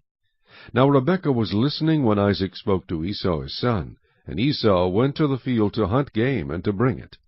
So Rebekah spoke to Jacob her son, saying, Indeed, I heard your father speak to Esau your brother, saying, Bring me game, and make savory food for me, that I may eat it, and bless you in the presence of the Lord before my death. Now therefore, my son, obey my voice according to what I command you. Go now to the flock, and bring me from there 2 choice kids of the goats, and I will make savory food from them for your father, such as he loves. Then you shall take it to your father, that he may eat it, and that he may bless you before his death. And Jacob said to Rebekah his mother, Look, Esau my brother is a hairy man, and I am a smooth-skinned man. Perhaps my father will feel me, and I shall seem to be a deceiver to him, and I shall bring a curse on myself, and not a blessing. But his mother said to him, Let your curse be on me, my son. Only obey my voice, and go. Get them for me. And he went and got them, and brought them to his mother, and his mother made savory food such as his father loved. Then Rebekah took the choice clothes of her elder son Esau, which were with her in the house, and put them on Jacob her younger son. And she put the skins of the kids of the goats on his hands, and on the smooth part of his neck. Then she gave the savory food and the bread which she had prepared into the hand of her son Jacob. So he went to his father, and said, My father. And he said, Here I am. Who are you, my son? Jacob said to his father, I am Esau, your firstborn. I have done just as you told me. Please arise, sit and eat of my game, that your soul may bless me. But Isaac said to his son, How is it that you have found it so quickly, my son? And he said, Because the Lord your God brought it to me. Then Isaac said to Jacob, Please come near, that I may feel you, my son, whether you are really my son Esau or not. So Jacob went near to Isaac his father, and he felt him, and said, The voice is Jacob's voice, but the hands are the hands of Esau. And he did not recognize him because his hands were hairy, like his brother Esau's hands, so he blessed him. Then he said, Are you really my son Esau? He said, I am. He said, Bring it near to me, and I will eat of my son's game, so that my soul may bless you. So he brought it near to him, and he ate. And he brought him wine, and he drank. Then his father Isaac said to him, Come near now, and kiss me, my son. And he came near and kissed him. And he smelled the smell of his clothing, and blessed him, and said, Surely the smell of my son is like the smell of a field, which the Lord has blessed. Therefore may God give you of the dew of heaven, of the fatness of the earth, and plenty of grain and wine. Let peoples serve you, and nations bow down to you. Be master over your brethren, and let your mother's sons bow down to you. Cursed be everyone who curses you, and blessed be those who bless you. Now it happened as soon as Isaac had finished blessing Jacob, and Jacob had scarcely gone out from the presence of Isaac, his father, that Esau his brother came in from his hunting. He also had made savory food, and brought it to his father, and said to his father, Let my father arise, and eat of his son's game, that your soul may bless me. And his father Isaac said to him, Who are you? So he said, I am your son, your firstborn, Esau. Then Isaac trembled exceedingly, and said, Who? Where is the one who hunted game and brought it to me? I ate all of it before you came, and I have blessed him, and indeed he shall be blessed. When Esau heard the words of his father, he cried with an exceedingly great and bitter cry, and said to his father, Bless me also, O my father. But he said, Your brother came with deceit, and has taken away your blessing. And Esau said, Is he not rightly named Jacob? For he has supplanted me these 2 times. He took away my birthright, and now look, he has taken away my blessing. And he said, Have you not reserved a blessing for me? Then Isaac answered and said to Esau, Indeed, I have made him your master, and all his brethren I have given to him as servants. With grain and wine I have sustained him. What shall I do now for you, my son? And Esau said to his father, Have you only one blessing, my father? Bless me also, O my father. And Esau lifted up his voice and wept. Then Isaac his father answered and said to him, Behold, your dwelling shall be of the fatness of the earth, and of the dew of heaven from above. By your sword you shall live, and you shall serve your brother.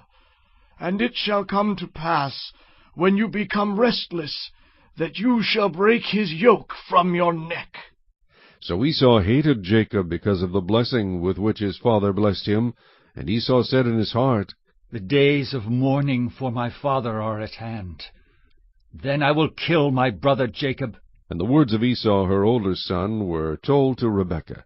So she sent and called Jacob her younger son, and said to him, Surely your brother Esau comforts himself concerning you by intending to kill you. Now therefore, my son, obey my voice. Arise, flee to my brother Laban in Haran, and stay with him a few days until your brother's fury turns away, until your brother's anger turns away from you, and he forgets what you have done to him. Then I will send and bring you from there. Why should I be bereaved also of you both in one day? And Rebekah said to Isaac, I am weary of my life because of the daughters of Heth. If Jacob takes a wife of the daughters of Heth, like these who are the daughters of the land, what good will my life be to me? Chapter 28. Then Isaac called Jacob, and blessed him, and charged him, and said to him, You shall not take a wife from the daughters of Canaan. Arise, go to Padan Aram, to the house of Bethuel, your mother's father, and take yourself a wife from there of the daughters of Laban, your mother's brother. May God Almighty bless you, and make you fruitful, and multiply you, that you may be an assembly of peoples, and give you the blessing of Abraham, to you and your descendants with you, that you may inherit the land in which you are a stranger, which God gave to Abraham. So Isaac sent Jacob away, and he went to Padan Aram, to Laban the son of Bethuel the Syrian, the brother of Rebekah, the mother of Jacob and Esau. Esau saw that Isaac had blessed Jacob, and sent him away to Padan Aram to take himself a wife from there, and that as he blessed him, he gave him a charge, saying, You shall not take a wife from the daughters of Canaan. And that Jacob had obeyed his father and his mother, and had gone to Padan Aram. Also Esau saw that the daughters of Canaan did not please his father Isaac. So Esau went to Ishmael, and took Mahalath, the daughter of Ishmael, Abraham's son, the sister of Nebajoth, to be his wife, in addition to the wives he had. Now Jacob went out from Beersheba, and went toward Haran. So he came to a certain place, and stayed there all night, because the sun had set. And he took one of the stones of that place, and put it at his head, and he lay down in that place to sleep. Then he dreamed, and behold, a ladder was set up on the earth, and its top reached to heaven. And there the angels of God were ascending and descending on it. And behold, the Lord stood above it, and said, I am the Lord God of Abraham your father, and the God of Isaac. The land on which you lie I will give to you and your descendants. Also your descendants shall be as the dust of the earth. You shall spread abroad to the west and the east, to the north and the south. And in you and in your seed all the families of the earth shall be blessed. Behold, I am with you, and will keep you wherever you go, and will bring you back to this land, for I will not leave you until I have done what I have spoken to you. Then Jacob awoke from his sleep, and said, Surely the Lord is in this place, and I did not know it. And he was afraid, and said, How awesome is this place! This is none other than the house of God, and this is the gate of heaven. Then Jacob rose early in the morning, and took the stone that he had put at his head, set it up as a pillar, and poured oil on top of it. And he called the name of that place Bethel, but the name of the city had been Luz previously. Then Jacob made a vow, saying, If God will be with me, and keep me in this way that I am going, and give me bread to eat and clothing to put on, so that I come back to my father's house in peace, then the Lord shall be my God. And this stone which I have set as a pillar shall be God's house, and of all that you give me I will surely give 1/10 to you. Chapter 29. So Jacob went on his journey, and came to the land of the people of the east. And he looked, and saw a well in the field, and behold, there were 3 flocks of sheep lying by it. For out of that well they watered the flocks. A large stone was on the well's mouth. Now all the flocks would be gathered there, and they would roll the stone from the well's mouth, water the sheep, and put the stone back in its place on the well's mouth. And Jacob said to them, My brethren, where are you from? And they said, We are from Haran. Then he said to them, Do you know Laban, the son of Nahor? And they said, We know him. So he said to them, Is he well? And they said, He is well. And look, his daughter Rachel is coming with the sheep. Then he said, Look, it is still high day. It is not time for the cattle to be gathered together. Water the sheep, and go and feed them. But they said, We cannot, until all the flocks are gathered together, and they have rolled the stone from the well's mouth. Then we water the sheep. Now while he was still speaking with them, Rachel came with her father's sheep, for she was a shepherdess. And it came to pass, when Jacob saw Rachel, the daughter of Laban his mother's brother, and the sheep of Laban his mother's brother, that Jacob went near, and rolled the stone from the well's mouth, and watered the flock of Laban his mother's brother. Then Jacob kissed Rachel, and lifted up his voice, and wept. And Jacob told Rachel that he was her father's relative, and that he was Rebekah's son. So she ran and told her father. Then it came to pass, when Laban heard the report about Jacob his sister's son, that he ran to meet him, and embraced him, and kissed him, and brought him to his house. So he told Laban all these things. And Laban said to him, Surely you are my bone and my flesh. And he stayed with him for a month. Then Laban said to Jacob, Because you are my relative, should you therefore serve me for nothing? Tell me, what should your wages be? Now Laban had 2 daughters. The name of the elder was Leah, and the name of the younger was Rachel. Leah's eyes were delicate, but Rachel was beautiful of form and appearance. Now Jacob loved Rachel, so he said, I will serve you 7 years for Rachel, your younger daughter. And Laban said, It is better that I give her to you than that I should give her to another man. Stay with me. So Jacob served 7 years for Rachel, and they seemed only a few days to him because of the love he had for her. Then Jacob said to Laban, Give me my wife, for my days are fulfilled that I may go into her. And Laban gathered together all the men of the place, and made a feast. Now it came to pass in the evening that he took Leah his daughter, and brought her to Jacob, and he went in to her. And Laban gave his maid Zilpah to his daughter Leah as a maid. So it came to pass in the morning that, behold, it was Leah. And he said to Laban, What is this you have done to me? Was it not for Rachel that I served you? Why then have you deceived me? And Laban said, It must not be done so in our country, to give the younger before the firstborn.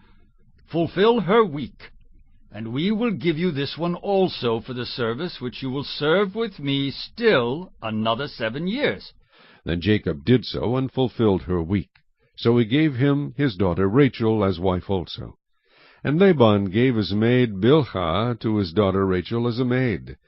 Then Jacob also went in to Rachel, and he also loved Rachel more than Leah. And he served with Laban still another 7 years. When the Lord saw that Leah was unloved, he opened her womb, but Rachel was barren. So Leah conceived and bore a son, and she called his name Reuben, for she said, The Lord has surely looked on my affliction. Now, therefore, my husband will love me. Then she conceived again, and bore a son, and said, Because the Lord has heard that I am unloved, he has therefore given me this son also. And she called his name Simeon. She conceived again, and bore a son, and said, Now this time my husband will become attached to me, because I have borne him 3 sons. Therefore his name was called Levi. And she conceived again, and bore a son, and said, Now I will praise the Lord. Therefore she called his name Judah. Then she stopped bearing. Chapter 30. Now when Rachel saw that she bore Jacob no children, Rachel envied her sister, and said to Jacob, Give me children, or else I die. And Jacob's anger was aroused against Rachel, and he said, Am I in the place of God, who has withheld from you the fruit of the womb? So she said, Here is my maid Bilhah. Go into her, and she will bear a child on my knees, that I also may have children by her. Then she gave him Bilhah, her maid, as wife, and Jacob went into her. And Bilhah conceived and bore Jacob a son. Then Rachel said, God has judged my case, and he has also heard my voice and given me a son. Therefore she called his name Dan. And Rachel's maid Bilhah conceived again and bore Jacob a second son. Then Rachel said, With great wrestlings I have wrestled with my sister, and indeed I have prevailed. So she called his name Naphtali. When Leah saw that she had stopped bearing, she took Zilpah her maid, and gave her to Jacob as wife. And Leah's maid Zilpah bore Jacob a son. Then Leah said, A troop comes. So she called his name Gad. And Leah's maid Zilpah bore Jacob a second son. Then Leah said, I am happy, for the daughters will call me blessed. So she called his name Asher. Now Reuben went in the days of wheat harvest, and found mandrakes in the field, and brought them to his mother Leah. Then Rachel said to Leah, Please give me some of your son's mandrakes. But she said to her, Is it a small matter that you have taken away my husband? Would you take away my son's mandrakes also? And Rachel said, Therefore he will lie with you tonight for your son's mandrakes. When Jacob came out of the field in the evening, Leah went out to meet him, and said, You must come in to me, for I have surely hired you with my son's mandrakes. And he lay with her that night. And God listened to Leah, and she conceived and bore Jacob a 5th son. Leah said, God has given me my wages, because I have given my maid to my husband. So she called his name Issachar. Then Leah conceived again, and bore Jacob a 6th son. And Leah said, God has endowed me with a good endowment. Now my husband will dwell with me, because I have borne him 6 sons. So she called his name Zebulun. Afterward she bore a daughter, and called her name Dinah. Then God remembered Rachel, and God listened to her, and opened her womb. And she conceived and bore a son, and said, God has taken away my reproach. So she called his name Joseph, and said, The Lord shall add to me another son. And it came to pass, when Rachel had borne Joseph, that Jacob said to Laban, Send me away, that I may go to my own place and to my country. Give me my wives and my children, for whom I have served you, and let me go. For you know my service which I have done for you. And Laban said to him, Please stay, if I have found favor in your eyes, for I have learned by experience that the Lord has blessed me for your sake. Then he said, Name me your wages, and I will give it. So Jacob said to him, You know how I have served you, and how your livestock has been with me. For what you had before I came was little, and it has increased to a great amount. The Lord has blessed you since my coming. And now, when shall I also provide for my own house? So he said, What shall I give you? And Jacob said, You shall not give me anything. If you will do this thing for me, I will again feed and keep your flocks. Let me pass through all your flock today, removing from there all the speckled and spotted sheep, and all the brown ones among the lambs, and the spotted and speckled among the goats, and these shall be my wages. So my righteousness will answer for me in time to come, when the subject of my wages comes before you. Every one that is not speckled and spotted among the goats, and brown among the lambs, will be considered stolen, if it is with me. And Laban said, Oh, that it were according to your word. So he removed that day the male goats that were speckled and spotted, all the female goats that were speckled and spotted, every one that had some white in it, and all the brown ones among the lambs, and gave them into the hand of his sons. Then he put 3 days' journey between himself and Jacob fed the rest of Laban's flocks. Now Jacob took for himself rods of green poplar, and of the almond and chestnut trees, peeled white strips in them, and exposed the white which was in the rods. And the rods which he had peeled he set before the flocks in the gutters, in the watering troughs, where the flocks came to drink, so that they should conceive when they came to drink. So the flocks conceived before the rods, and the flocks brought forth, streaked, speckled, and spotted. Then Jacob separated the lambs, and made the flocks face toward the streaked and all the brown in the flock of Laban. But he put his own flocks by themselves, and did not put them with Laban's flock. And it came to pass, whenever the stronger livestock conceived, that Jacob placed the rods before the eyes of the livestock in the gutters, that they might conceive among the rods.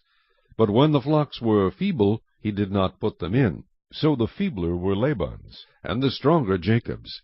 Thus the man became exceedingly prosperous, and had large flocks, female and male servants, and camels and donkeys. Chapter 31.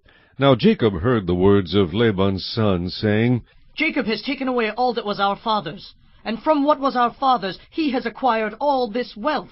And Jacob saw the countenance of Laban, and indeed it was not favorable toward him as before. Then the Lord said to Jacob, Return to the land of your fathers, and to your family, and I will be with you. So Jacob sent and called Rachel and Leah to the field, to his flock, and said to them, I see your father's countenance, that it is not favorable toward me as before. But the God of my father has been with me. And you know that with all my might I have served your father. Yet your father has deceived me, and changed my wages 10 times. But God did not allow him to hurt me. If he said thus, The speckled shall be your wages, then all the flocks bore speckled. And if he said thus, The streaked shall be your wages, then all the flocks bore streaked. So God has taken away the livestock of your father, and given them to me. And it happened at the time when the flocks conceived, that I lifted my eyes, and saw in a dream, and behold, the rams which leaped upon the flocks were streaked, speckled, and gray spotted. Then the angel of God spoke to me in a dream, saying, Jacob. And I said, Here I am. And he said, Lift your eyes now, and see, all the rams which leap on the flocks are streaked, speckled, and gray spotted. For I have seen all that Laban is doing to you. I am the God of Bethel, where you anointed the pillar, and where you made a vow to me. Now arise, get out of this land, and return to the land of your family. Then Rachel and Leah answered and said to him, Is there still any portion or inheritance for us in our father's house?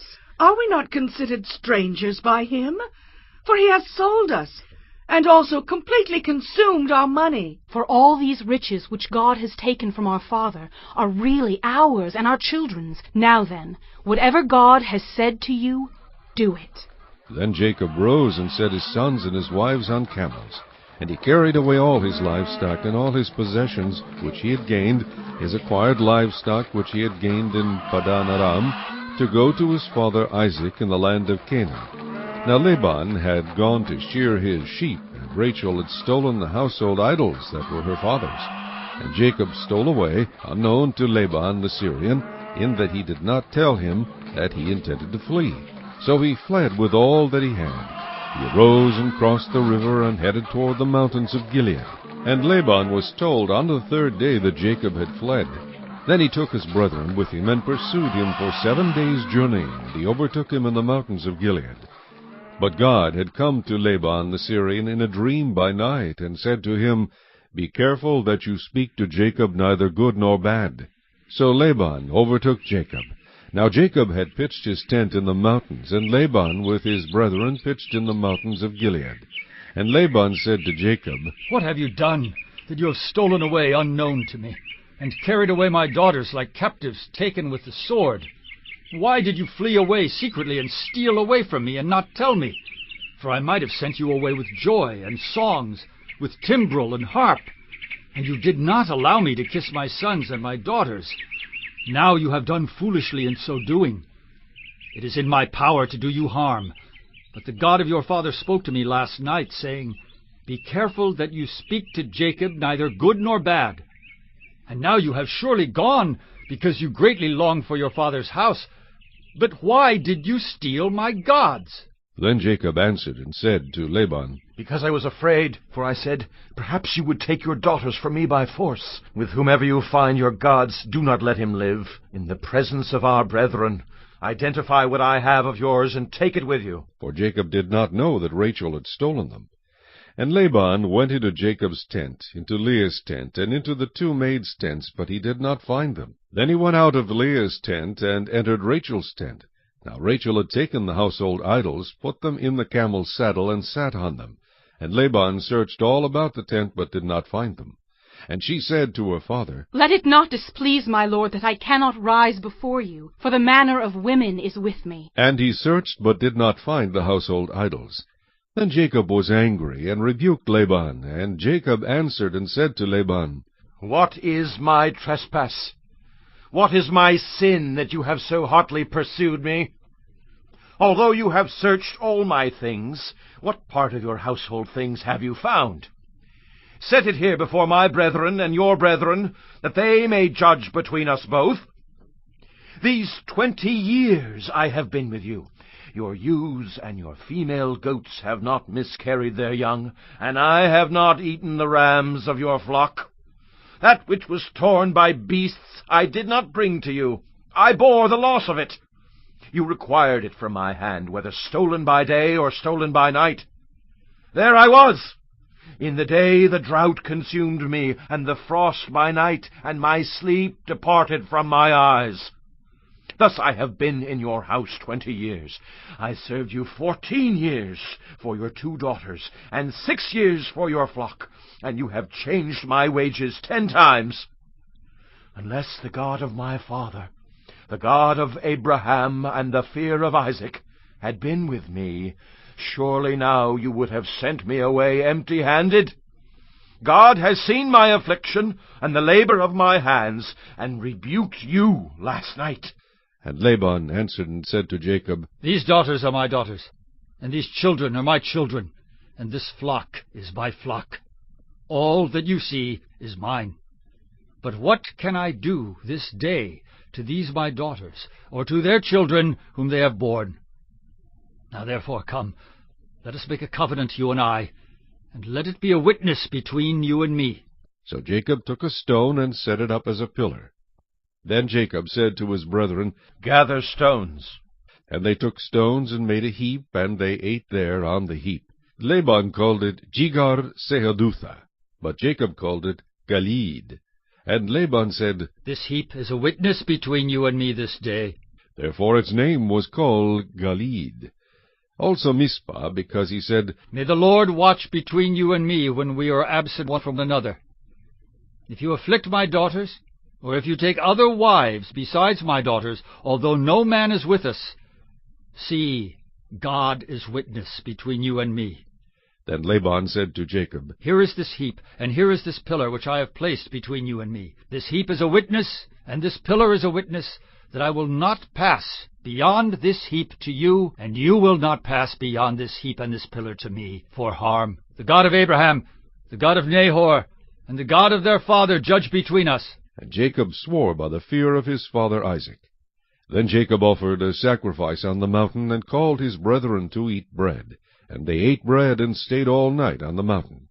And early in the morning Laban arose, and kissed his sons and daughters, and blessed them. Then Laban departed, and returned to his place.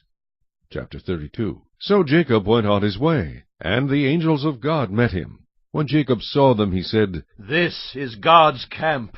And he called the name of that place Mechanaim. Then Jacob sent messengers before him to Esau his brother in the land of Seir, the country of Edom. And he commanded them, saying, Speak thus to my lord Esau.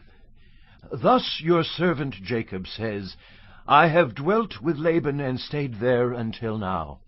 I have oxen, donkeys, flocks, and male and female servants, and I have sent to tell my lord that I may find favor in your sight. Then the messengers returned to Jacob, saying, We came to your brother Esau, and he also is coming to meet you, and 400 men are with him. So Jacob was greatly afraid and distressed, and he divided the people that were with him, and the flocks and herds and camels, into 2 companies. And he said, If Esau comes to the one company and attacks it, then the other company which is left will escape. Then Jacob said, O God of my father Abraham, and God of my father Isaac, the Lord who said to me, Return to your country and to your family, and I will deal well with you. I am not worthy of the least of all the mercies, and of all the truth which you have shown your servant. For I crossed over this Jordan with my staff, and now I have become 2 companies. Deliver me, I pray, from the hand of my brother, from the hand of Esau, for I fear him, lest he come and attack me and the mother with the children. For you said, I will surely treat you well, and make your descendants as the sand of the sea, which cannot be numbered for multitude. So he lodged there that same night, and took what came to his hand as a present for Esau his brother, 200 female goats, and 20 male goats, 200 ewes, and 20 rams, 30 milk camels with their colts, 40 cows, and 10 bulls, 20 female donkeys, and 10 foals. Then he delivered them to the hand of his servants, every drove by itself, and said to his servants, Pass over before me, and put some distance between successive droves. And he commanded the first one, saying, When Esau my brother meets you and asks you, saying, To whom do you belong, and where are you going? Whose are these in front of you? Then you shall say, They are your servant Jacob's. It is a present sent to my lord Esau, and behold, he also is behind us.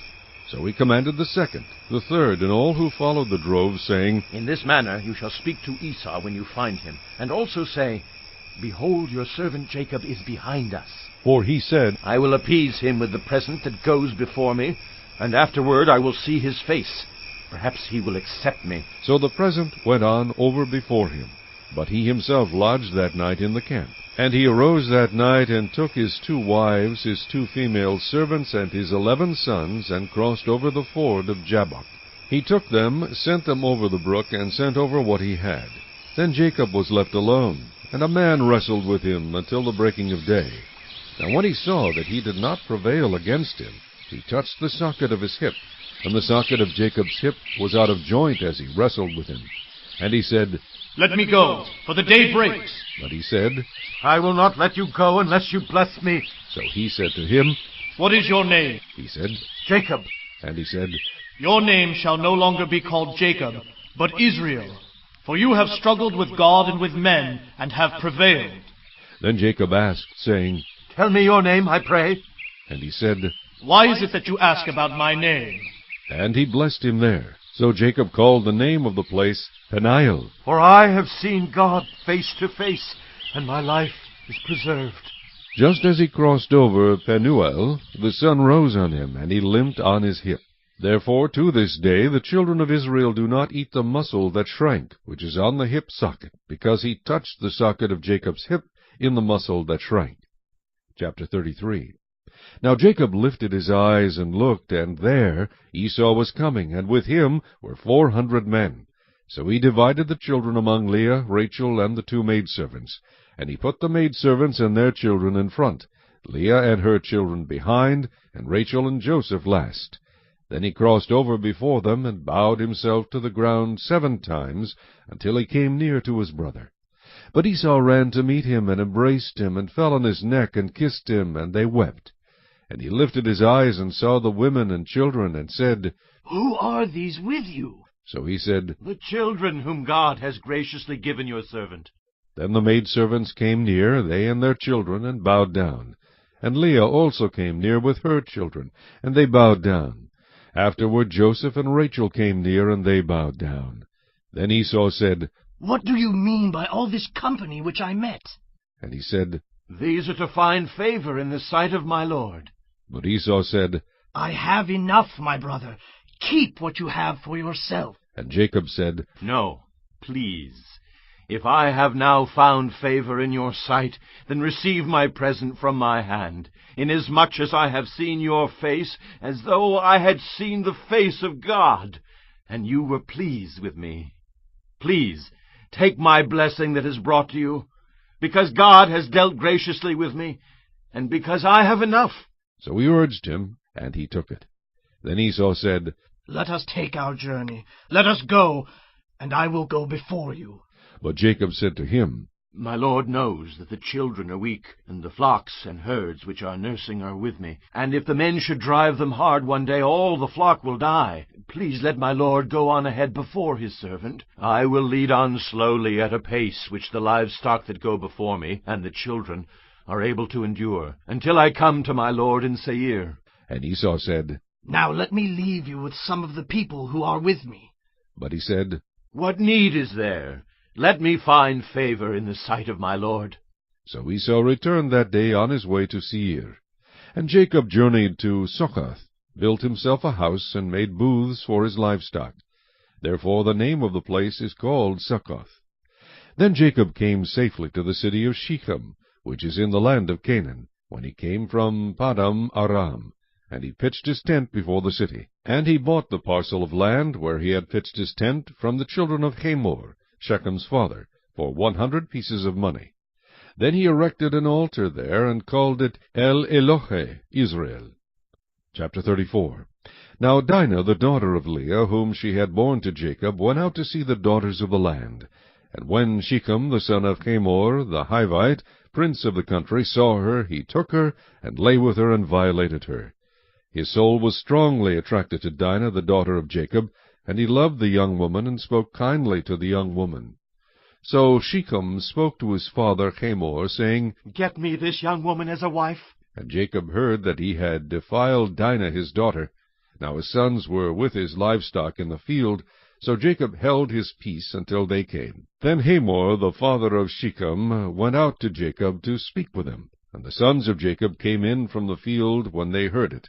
And the men were grieved and very angry, because he had done a disgraceful thing in Israel by lying with Jacob's daughter, a thing which ought not to be done. But Hamor spoke with him, saying, The soul of my son Shechem longs for your daughter. Please give her to him as a wife, and make marriages with us. Give your daughters to us, and take our daughters to yourselves. So you shall dwell with us, and the land shall be before you. Dwell and trade in it, and acquire possessions for yourselves in it. Then Shechem said to her father and her brothers, Let me find favor in your eyes, and whatever you say to me I will give. Ask me ever so much dowry and gift, and I will give according to what you say to me. But give me the young woman as a wife. But the sons of Jacob answered Shechem and Hamor his father, and spoke deceitfully, because he had defiled Dinah their sister. And they said to them, We cannot do this thing, to give our sister to one who is uncircumcised, for that would be a reproach to us. But on this condition we will consent to you. If you will become as we are, if every male of you is circumcised, then we will give our daughters to you, and we will take your daughters to us, and we will dwell with you, and we will become one people. But if you will not heed us and be circumcised, then we will take our daughter and be gone. And their words pleased Hamor and Shechem, Hamor's son. So the young man did not delay to do the thing, because he delighted in Jacob's daughter. He was more honorable than all the household of his father. And Hamor and Shechem his son came to the gate of their city, and spoke with the men of their city, saying, These men are at peace with us. Therefore let them dwell in the land and trade in it. For indeed the land is large enough for them. Let us take their daughters to us as wives, and let us give them our daughters. Only on this condition will the men consent to dwell with us, to be one people. If every male among us is circumcised as they are circumcised, will not their livestock, their property, and every animal of theirs be ours? Only let us consent to them, and they will dwell with us. And all who went out of the gate of his city heeded Hamor and Shechem his son. Every male was circumcised, all who went out of the gate of his city. Now it came to pass on the third day, when they were in pain, that two of the sons of Jacob, Simeon and Levi, Dinah's brothers, each took his sword, and came boldly upon the city, and killed all the males. And they killed Hamor and Shechem his son with the edge of the sword, and took Dinah from Shechem's house, and went out. The sons of Jacob came upon the slain, and plundered the city, because their sister had been defiled. They took their sheep, their oxen, and their donkeys, what was in the city, and what was in the field, and all their wealth, all their little ones, and their wives they took captive, and they plundered even all that was in the houses. Then Jacob said to Simeon and Levi, You have troubled me by making me obnoxious among the inhabitants of the land, among the Canaanites and the Perizzites. And since I am few in number, they will gather themselves together against me and kill me. I shall be destroyed, my household and I. But they said, Should he treat our sister like a harlot? Chapter 35. Then God said to Jacob, Arise, go up to Bethel, and dwell there, and make an altar there to God, who appeared to you when you fled from the face of Esau your brother. And Jacob said to his household, and to all who were with him, Put away the foreign gods that are among you. Purify yourselves, and change your garments. Then let us arise and go up to Bethel, and I will make an altar there to God, who answered me in the day of my distress, and has been with me in the way which I have gone. So they gave Jacob all the foreign gods which were in their hands, and the earrings which were in their ears, and Jacob hid them under the terebinth tree which was by Shechem. And they journeyed, and the terror of God was upon the cities that were all around them, and they did not pursue the sons of Jacob. So Jacob came to Luz, that is Bethel, which is in the land of Canaan, he and all the people who were with him. And he built an altar there, and called the place El Bethel, because there God appeared to him when he fled from the face of his brother. Now Deborah, Rebekah's nurse, died, and she was buried below Bethel under the terebinth tree. So the name of it was called Alon Bachuth.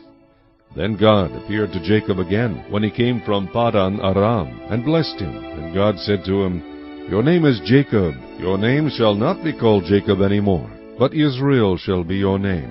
So he called his name Israel. Also God said to him, I am God Almighty. Be fruitful and multiply. A nation and a company of nations shall proceed from you, and kings shall come from your body. The land which I gave Abraham and Isaac I give to you, and to your descendants after you I give this land. Then God went up from him in the place where he talked with him. So Jacob set up a pillar in the place where he talked with him, a pillar of stone, and he poured a drink offering on it, and he poured oil on it. And Jacob called the name of the place where God spoke with him Bethel. Then they journeyed from Bethel. And when there was but a little distance to go to Ephrath, Rachel labored in childbirth, and she had hard labor. Now it came to pass, when she was in hard labor, that the midwife said to her, Do not fear, you will have this son also. And so it was, as her soul was departing, for she died, that she called his name Ben-Oni, but his father called him Benjamin. So Rachel died and was buried on the way to Ephrath, that is Bethlehem. And Jacob set a pillar on her grave, which is the pillar of Rachel's grave to this day. Then Israel journeyed and pitched his tent beyond the tower of Eder.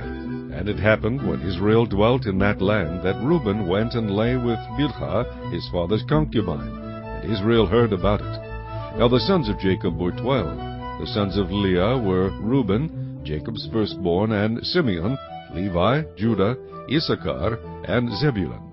The sons of Rachel were Joseph and Benjamin. The sons of Bilhah, Rachel's maidservant, were Dan and Naphtali. And the sons of Zilpah, Leah's maidservant, were Gad and Asher. These were the sons of Jacob who were born to him in Padan Aram. Then Jacob came to his father Isaac at Mamre, or Kirjath Arba, that is, Hebron, where Abraham and Isaac had dwelt. Now the days of Isaac were 180 years. So Isaac breathed his last and died, and was gathered to his people, being old and full of days. And his sons Esau and Jacob buried him. Chapter 36. Now this is the genealogy of Esau, who is Edom. Esau took his wives from the daughters of Canaan: Adah, the daughter of Elon the Hittite; Aholibamah, the daughter of Anah, the daughter of Zibeon the Hivite; and Basemath, Ishmael's daughter, sister of Nabajoth. Now Adah bore Eliphaz to Esau, and Basemath bore Reuel, and Aholibamah bore Jeush, Jalam, and Korah. These were the sons of Esau who were born to him in the land of Canaan. Then Esau took his wives, his sons, his daughters, and all the persons of his household, his cattle and all his animals, and all his goods which he had gained in the land of Canaan, and went to a country away from the presence of his brother Jacob. For their possessions were too great for them to dwell together, and the land where they were strangers could not support them because of their livestock. So Esau dwelt in Mount Seir. Esau is Edom. And this is the genealogy of Esau, the father of the Edomites, in Mount Seir. These were the names of Esau's sons: Eliphaz, the son of Adah, the wife of Esau, and Reuel, the son of Basemath, the wife of Esau. And the sons of Eliphaz were Teman, Omar, Zepho, Gatam, and Kenaz. Now Timnah was the concubine of Eliphaz, Esau's son, and she bore Amalek to Eliphaz. These were the sons of Adah, Esau's wife. These were the sons of Reuel: Nahath, Zerah, Shammah, and Misa. These were the sons of Basemath, Esau's wife. These were the sons of Aholibamah, Esau's wife, the daughter of Anah, the daughter of Zebeon. And she bore to Esau Jeush, Jaalam, and Korah. These were the chiefs of the sons of Esau. The sons of Eliphaz, the firstborn son of Esau, were chief Teman, chief Omar, chief Zepho, chief Kenaz, chief Korah, chief Gatam, and chief Amalek. These were the chiefs of Eliphaz in the land of Edom. They were the sons of Adah. These were the sons of Reuel, Esau's son: chief Nahath, chief Zerah, chief Shammah, and chief Misa. These were the chiefs of Reuel in the land of Edom. These were the sons of Basemath, Esau's wife. And these were the sons of Aholibamah, Esau's wife: chief Jeush, chief Jaalam, and chief Korah. These were the chiefs who descended from Aholibamah, Esau's wife, the daughter of Anah. These were the sons of Esau, who is Edom, and these were their chiefs. These were the sons of Seir, the Horite, who inhabited the land: Lotan, Shobal, Zibeon, Anah, Dishon, Ezer, and Dishan. These were the chiefs of the Horites, the sons of Seir in the land of Edom. And the sons of Lotan were Hori and Heman. Lotan's sister was Timnah. These were the sons of Shobal: Alvan, Manahath, Ebal, Shepho, and Onam. These were the sons of Zibeon, both Ajah and Anah. This was the Anah who found the water in the wilderness as he pastured the donkeys of his father Zibeon. These were the children of Anah, Dishon, and Aholibamah, the daughter of Anah. These were the sons of Dishon: Hemdan, Eshban, Ithran, and Chiran. These were the sons of Ezer: Bilhan, Zeavan, and Ekan. These were the sons of Dishan: Uz, and Aran. These were the chiefs of the Horites, chief Lotan, chief Shobal, chief Zibeon, chief Anna, chief Dishon, chief Ezer, and chief Dishon. These were the chiefs of the Horites according to their chiefs in the land of Seir. Now these were the kings who reigned in the land of Edom before any king reigned over the children of Israel. Bela the son of Beor reigned in Edom, and the name of his city was Dinhabah. And when Bela died, Jobab the son of Zerah of Bozrah reigned in his place. When Jobab died, Husham of the land of the Temanites reigned in his place. And when Husham died, Hadad the son of Bedad, who attacked Midian in the field of Moab, reigned in his place, and the name of his city was Avith. When Hadad died, Samlah of Masrekah reigned in his place. And when Samlah died, Saul of Rehoboth by the river reigned in his place. When Saul died, Baal-Hanan the son of Achbor reigned in his place. And when Baal-Hanan the son of Achbor died, Hadar reigned in his place, and the name of his city was Peu. His wife's name was Mehetabel, the daughter of Matred, the daughter of Mezahab. And these were the names of the chiefs of Esau, according to their families and their places, by their names: Chief Timnah, Chief Alva, Chief Jetheth, Chief Aholibamah, Chief Elah, Chief Pinon, Chief Kenaz, Chief Teman, Chief Mibzar, Chief Magdiel, and Chief Iram. These were the chiefs of Edom, according to their dwelling places in the land of their possession. Esau was the father of the Edomites. Chapter 37. Now Jacob dwelt in the land where his father was a stranger, in the land of Canaan. This is the history of Jacob. Joseph, being 17 years old, was feeding the flock with his brothers. And the lad was with the sons of Bilhah and the sons of Zilpah, his father's wives. And Joseph brought a bad report of them to his father. Now Israel loved Joseph more than all his children, because he was the son of his old age. Also he made him a tunic of many colors. But when his brothers saw that their father loved him more than all his brothers, they hated him, and could not speak peaceably to him. Now Joseph had a dream, and he told it to his brothers, and they hated him even more. So he said to them, Please hear this dream which I have dreamed. There we were, binding sheaves in the field. Then behold, my sheaf arose, and also stood upright. And indeed your sheaves stood all around, and bowed down to my sheaf. And his brothers said to him, Shall you indeed reign over us? Or shall you indeed have dominion over us? So they hated him even more for his dreams and for his words. Then he dreamed still another dream, and told it to his brothers, and said, Look, I have dreamed another dream. And this time the sun, the moon, and the 11 stars bowed down to me. So he told it to his father and his brothers. And his father rebuked him, and said to him, What is this dream that you have dreamed? Shall your mother and I and your brothers indeed come to bow down to the earth before you? And his brothers envied him, but his father kept the matter in mind. Then his brothers went to feed their father's flock in Shechem. And Israel said to Joseph, Are not your brothers feeding the flock in Shechem? Come, I will send you to them. So he said to him, Here I am. Then he said to him, Please go and see if it is well with your brothers and well with the flocks, and bring back word to me. So he sent him out of the valley of Hebron, and he went to Shechem. Now a certain man found him, and there he was, wandering in the field. And the man asked him, saying, What are you seeking? So he said, I am seeking my brothers.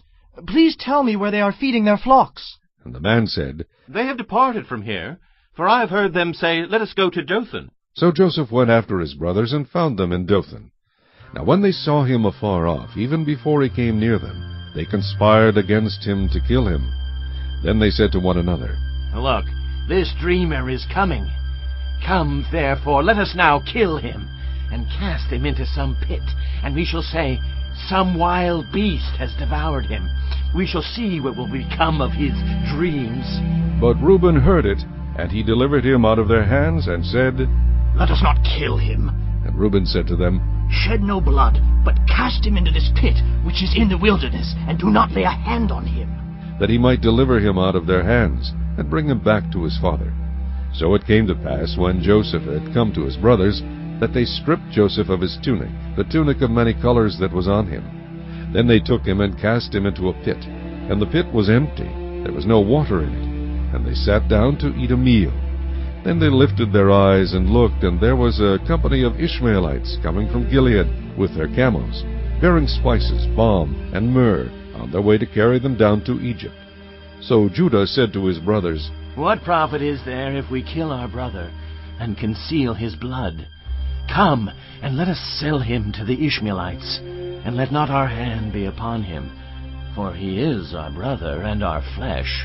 And his brothers listened. Then Midianite traders passed by. So the brothers pulled Joseph up and lifted him out of the pit, and sold him to the Ishmaelites for 20 shekels of silver, and they took Joseph to Egypt.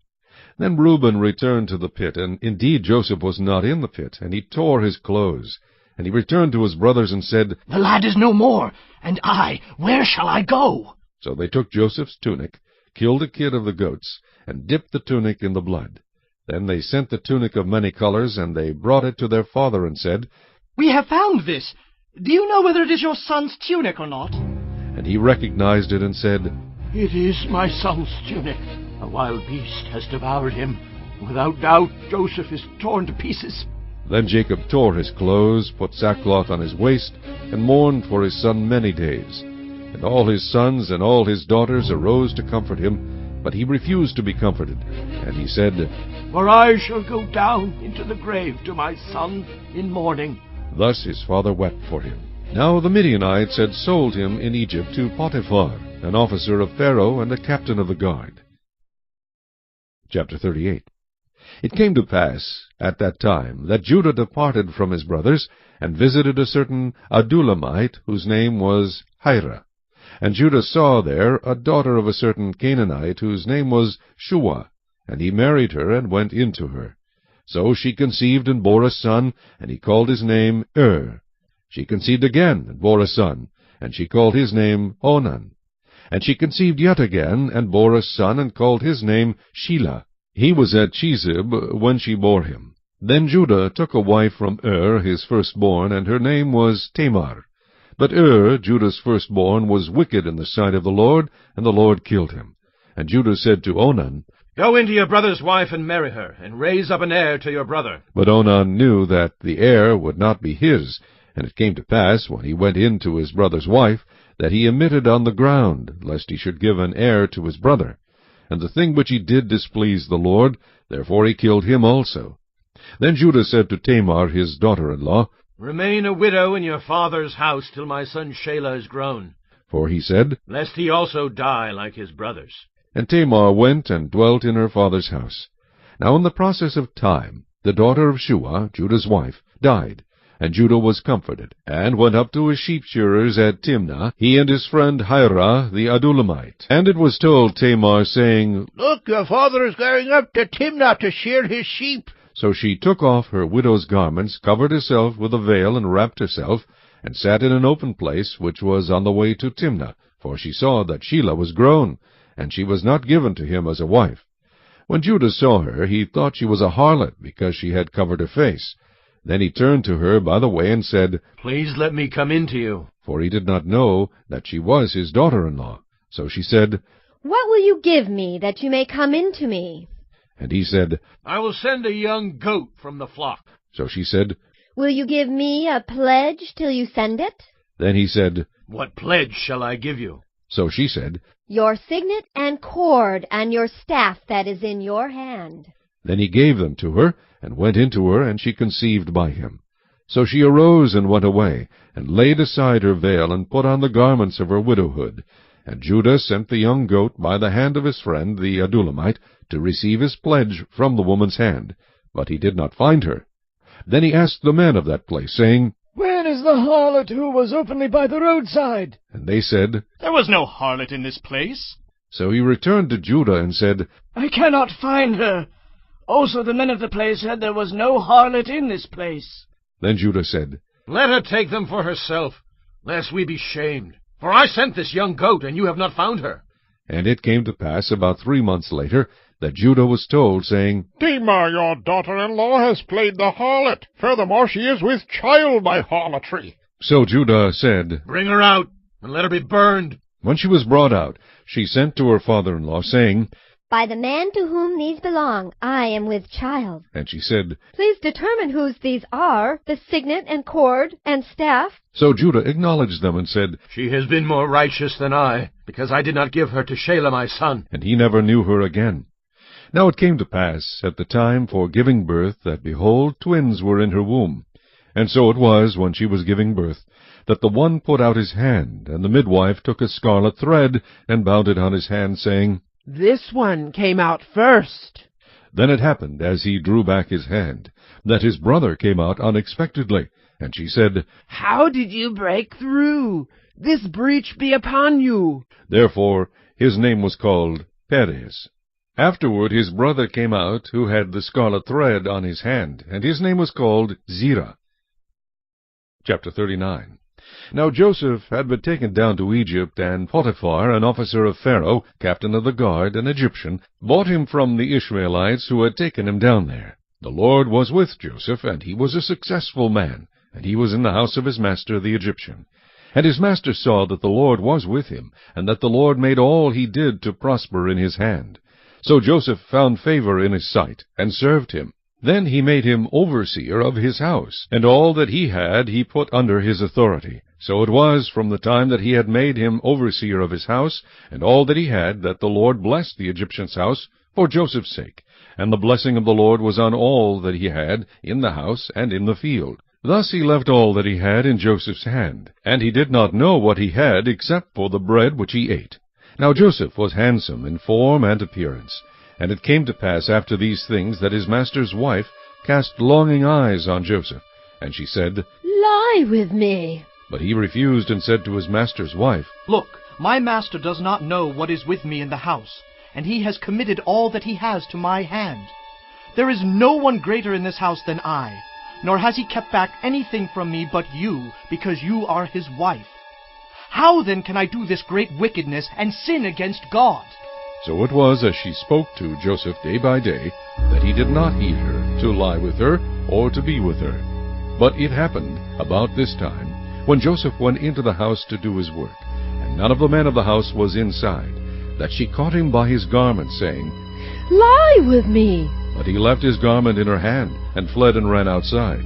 And so it was, when she saw that he had left his garment in her hand, and fled outside, that she called to the men of her house, and spoke to them, saying, See, he has brought in to us a Hebrew to mock us. He came in to me to lie with me, and I cried out with a loud voice. And it happened, when he heard that I lifted my voice and cried out, that he left his garment with me, and fled and went outside.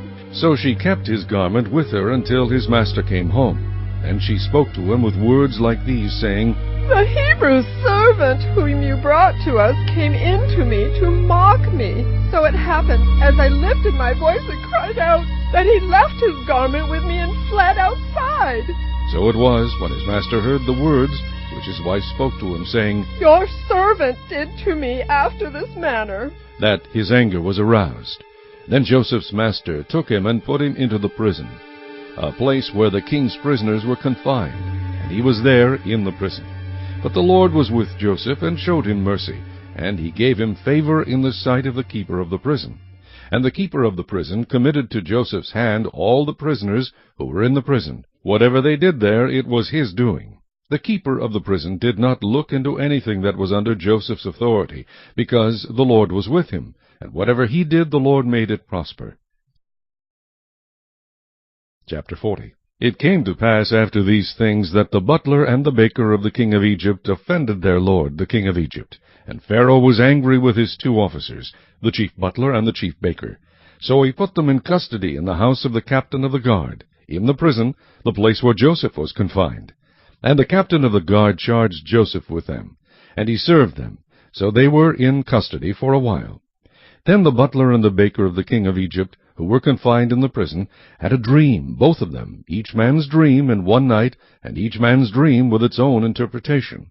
And Joseph came in to them in the morning, and looked at them, and saw that they were sad. So he asked Pharaoh's officers who were with him in the custody of his lord's house, saying, Why do you look so sad today? And they said to him, We each have had a dream, and there is no interpreter of it. So Joseph said to him, Do not interpretations belong to God? Tell them to me, please. Then the chief butler told his dream to Joseph, and said to him, Behold, in my dream, a vine was before me, and in the vine were 3 branches. It was as though it budded, its blossoms shot forth, and its clusters brought forth ripe grapes. Then Pharaoh's cup was in my hand, and I took the grapes, and pressed them into Pharaoh's cup, and placed the cup in Pharaoh's hand. And Joseph said to him, This is the interpretation of it. The 3 branches are 3 days. Now within 3 days Pharaoh will lift up your head and restore you to your place, and you will put Pharaoh's cup in his hand according to the former manner, when you were his butler. But remember me when it is well with you, and please show kindness to me. Make mention of me to Pharaoh, and get me out of this house. For indeed I was stolen away from the land of the Hebrews, and also I have done nothing here that they should put me into the dungeon. When the chief baker saw that the interpretation was good, he said to Joseph, I also was in my dream, and there were 3 white baskets on my head. In the uppermost basket were all kinds of baked goods for Pharaoh, and the birds ate them out of the basket on my head. So Joseph answered and said, This is the interpretation of it. The 3 baskets are 3 days. Within 3 days Pharaoh will lift off your head from you and hang you on a tree, and the birds will eat your flesh from you. Now it came to pass on the 3rd day, which was Pharaoh's birthday, that he made a feast for all his servants, and he lifted up the head of the chief butler and of the chief baker among his servants. Then he restored the chief butler to his butlership again, and he placed the cup in Pharaoh's hand. But he hanged the chief baker, as Joseph had interpreted to them. Yet the chief butler did not remember Joseph, but forgot him. Chapter 41. Then it came to pass at the end of 2 full years that Pharaoh had a dream, and behold, he stood by the river. Suddenly there came up out of the river 7 cows, fine-looking and fat, and they fed in the meadow. Then behold, 7 other cows came up after them out of the river, ugly and gaunt, and stood by the other cows on the bank of the river. And the ugly and gaunt cows ate up the 7 fine-looking and fat cows. So Pharaoh awoke. He slept and dreamed a 2nd time, and suddenly 7 heads of grain came up on one stalk, plump and good. Then behold, 7 thin heads, blighted by the east wind, sprang up after them. And the 7 thin heads devoured the 7 plump and full heads. So Pharaoh awoke, and indeed it was a dream. Now it came to pass in the morning that his spirit was troubled, and he sent and called for all the magicians of Egypt and all its wise men. And Pharaoh told them his dreams, but there was no one who could interpret them for Pharaoh. Then the chief butler spoke to Pharaoh, saying, I remember my faults this day, when Pharaoh was angry with his servants, and put me in custody in the house of the captain of the guard, both me and the chief baker. We each had a dream in one night, he and I. Each of us dreamed according to the interpretation of his own dream.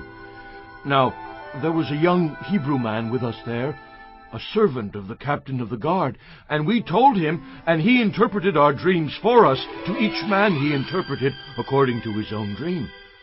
And it came to pass, just as he interpreted for us, so it happened. He restored me to my office, and he hanged him. Then Pharaoh sent and called Joseph, and they brought him quickly out of the dungeon, and he shaved, changed his clothing, and came to Pharaoh. And Pharaoh said to Joseph, I have had a dream, and there is no one who can interpret it. But I have heard it said of you that you can understand a dream to interpret it. So Joseph answered Pharaoh, saying, It is not in me. God will give Pharaoh an answer of peace. Then Pharaoh said to Joseph, Behold, in my dream I stood on the bank of the river. Suddenly 7 cows came up out of the river, fine-looking and fat, and they fed in the meadow. Then behold, 7 other cows came up after them, poor and very ugly and gaunt, such ugliness as I have never seen in all the land of Egypt. And the gaunt and ugly cows ate up the first 7, the fat cows. When they had eaten them up, no one would have known that they had eaten them, for they were just as ugly as at the beginning. So I awoke. Also I saw in my dream, and suddenly 7 heads came up on one stalk, full and good. Then behold, 7 heads withered, thin, and blighted by the east wind, sprang up after them. And the thin heads devoured the 7 good heads. So I told this to the magicians. but there was no one who could explain it to me. Then Joseph said to Pharaoh, The dreams of Pharaoh are one. God has shown Pharaoh what he is about to do. The 7 good cows are 7 years, and the 7 good heads are 7 years. The dreams are one. And the 7 thin and ugly cows which came up after them are 7 years, and the 7 empty heads blighted by the east wind are 7 years of famine. This is the thing which I have spoken to Pharaoh. God has shown Pharaoh what he is about to do. Indeed, 7 years of great plenty will come throughout all the land of Egypt, but after them 7 years of famine will arise, and all the plenty will be forgotten in the land of Egypt, and the famine will deplete the land. So the plenty will not be known in the land because of the famine following, for it will be very severe. And the dream was repeated to Pharaoh twice, because the thing is established by God, and God will shortly bring it to pass. Now, therefore, let Pharaoh select a discerning and wise man, and set him over the land of Egypt. Let Pharaoh do this, and let him appoint officers over the land to collect 1/5 of the produce of the land of Egypt in the 7 plentiful years. And let them gather all the food of those good years that are coming, and store up grain under the authority of Pharaoh, and let them keep food in the cities. Then that food shall be as a reserve for the land for the 7 years of famine which shall be in the land of Egypt, that the land may not perish during the famine. So the advice was good in the eyes of Pharaoh and in the eyes of all his servants. And Pharaoh said to his servants, Can we find such a one as this, a man in whom is the Spirit of God? Then Pharaoh said to Joseph, Inasmuch as God has shown you all this, there is no one as discerning and wise as you. You shall be over my house, and all my people shall be ruled according to your word. Only in regard to the throne will I be greater than you. And Pharaoh said to Joseph, See, I have set you over all the land of Egypt. Then Pharaoh took his signet ring off his hand, and put it on Joseph's hand. And he clothed him in garments of fine linen, and put a gold chain around his neck. And he had him ride in the 2nd chariot which he had, and they cried out before him, Bow the knee. So he set him over all the land of Egypt. Pharaoh also said to Joseph, I am Pharaoh, and without your consent no man may lift his hand or foot in all the land of Egypt. And Pharaoh called Joseph's name Zaphnath-Paaneah, and he gave him as a wife Asenath, the daughter of Potipherah, priest of On. So Joseph went out over all the land of Egypt. Joseph was 30 years old when he stood before Pharaoh, king of Egypt. And Joseph went out from the presence of Pharaoh, and went throughout all the land of Egypt. Now in the 7 plentiful years the ground brought forth abundantly. So he gathered up all the food of the 7 years which were in the land of Egypt, and laid up the food in the cities. He laid up in every city the food of the fields which surrounded them. Joseph gathered very much grain, as the sand of the sea, until he stopped counting, for it was immeasurable. And to Joseph were born 2 sons before the years of famine came, whom Asenath, the daughter of Potipherah, priest of On, bore to him. Joseph called the name of the firstborn Manasseh. For God has made me forget all my toil and all my father's house. And the name of the second he called Ephraim. For God has caused me to be fruitful in the land of my affliction. Then the 7 years of plenty which were in the land of Egypt ended, and the 7 years of famine began to come, as Joseph had said. The famine was in all lands, but in all the land of Egypt there was bread. So when all the land of Egypt was famished, the people cried to Pharaoh for bread. Then Pharaoh said to all the Egyptians, Go to Joseph. Whatever he says to you, do. The famine was over all the face of the earth, and Joseph opened all the storehouses, and sold to the Egyptians. And the famine became severe in the land of Egypt. So all countries came to Joseph in Egypt to buy grain, because the famine was severe in all lands. Chapter 42. When Jacob saw that there was grain in Egypt, Jacob said to his sons, Why do you look at one another? And he said, Indeed, I have heard that there is grain in Egypt. Go down to that place and buy for us there, that we may live and not die. So Joseph's 10 brothers went down to buy grain in Egypt. But Jacob did not send Joseph's brother Benjamin with his brothers, for he said, Lest some calamity befall him. And the sons of Israel went to buy grain among those who journeyed, for the famine was in the land of Canaan. Now Joseph was governor over the land, and it was he who sold to all the people of the land. And Joseph's brothers came and bowed down before him with their faces to the earth. Joseph saw his brothers, and recognized them. But he acted as a stranger to them, and spoke roughly to them. Then he said to them, "Where do you come from?" And they said, "From the land of Canaan to buy food." So Joseph recognized his brothers, but they did not recognize him. Then Joseph remembered the dreams which he had dreamed about them, and said to them, "You are spies. You have come to see the nakedness of the land." And they said to him, "No, my lord, but your servants have come to buy food. We are all one man's sons. We are honest men. Your servants are not spies." But he said to them, "No, but you have come to see the nakedness of the land." And they said, "Your servants are 12 brothers, the sons of one man in the land of Canaan. And in fact, the youngest is with our father today, and one is no more." But Joseph said to them, "It is as I spoke to you, saying, You are spies. In this manner you shall be tested. By the life of Pharaoh, you shall not leave this place unless your youngest brother comes here. Send one of you, and let him bring your brother, and you shall be kept in prison, that your words may be tested to see whether there is any truth in you. Or else, by the life of Pharaoh, surely you are spies." So he put them all together in prison 3 days. Then Joseph said to them the 3rd day, "Do this and live, for I fear God. If you are honest men, let one of your brothers be confined to your prison house. But you, go and carry grain for the famine of your houses. And bring your youngest brother to me, so your words will be verified, and you shall not die." And they did so. Then they said to one another, "We are truly guilty concerning our brother. For we saw the anguish of his soul when he pleaded with us, and we would not hear. Therefore this distress has come upon us." And Reuben answered them, saying, "Did I not speak to you, saying, Do not sin against the boy, and you would not listen? Therefore, behold, his blood is now required of us." But they did not know that Joseph understood them, for he spoke to them through an interpreter. And he turned himself away from them and wept. Then he returned to them again and talked with them. And he took Simeon from them, and bound him before their eyes. Then Joseph gave a command to fill their sacks with grain, to restore every man's money to his sack, and to give them provisions for the journey. Thus he did for them. So they loaded their donkeys with the grain, and departed from there. But as one of them opened his sack to give his donkey feed at the encampment, he saw his money, and there it was, in the mouth of his sack. So he said to his brothers, "My money has been restored, and there it is in my sack." Then their hearts failed them, and they were afraid, saying to one another, "What is this that God has done to us?" Then they went to Jacob their father in the land of Canaan, and told him all that had happened to them, saying, "The man who is lord of the land spoke roughly to us, and took us for spies of the country. But we said to him, We are honest men, we are not spies. We are 12 brothers, sons of our father. One is no more, and the youngest is with our father this day in the land of Canaan." Then the man, the lord of the country, said to us, "By this I will know that you are honest men.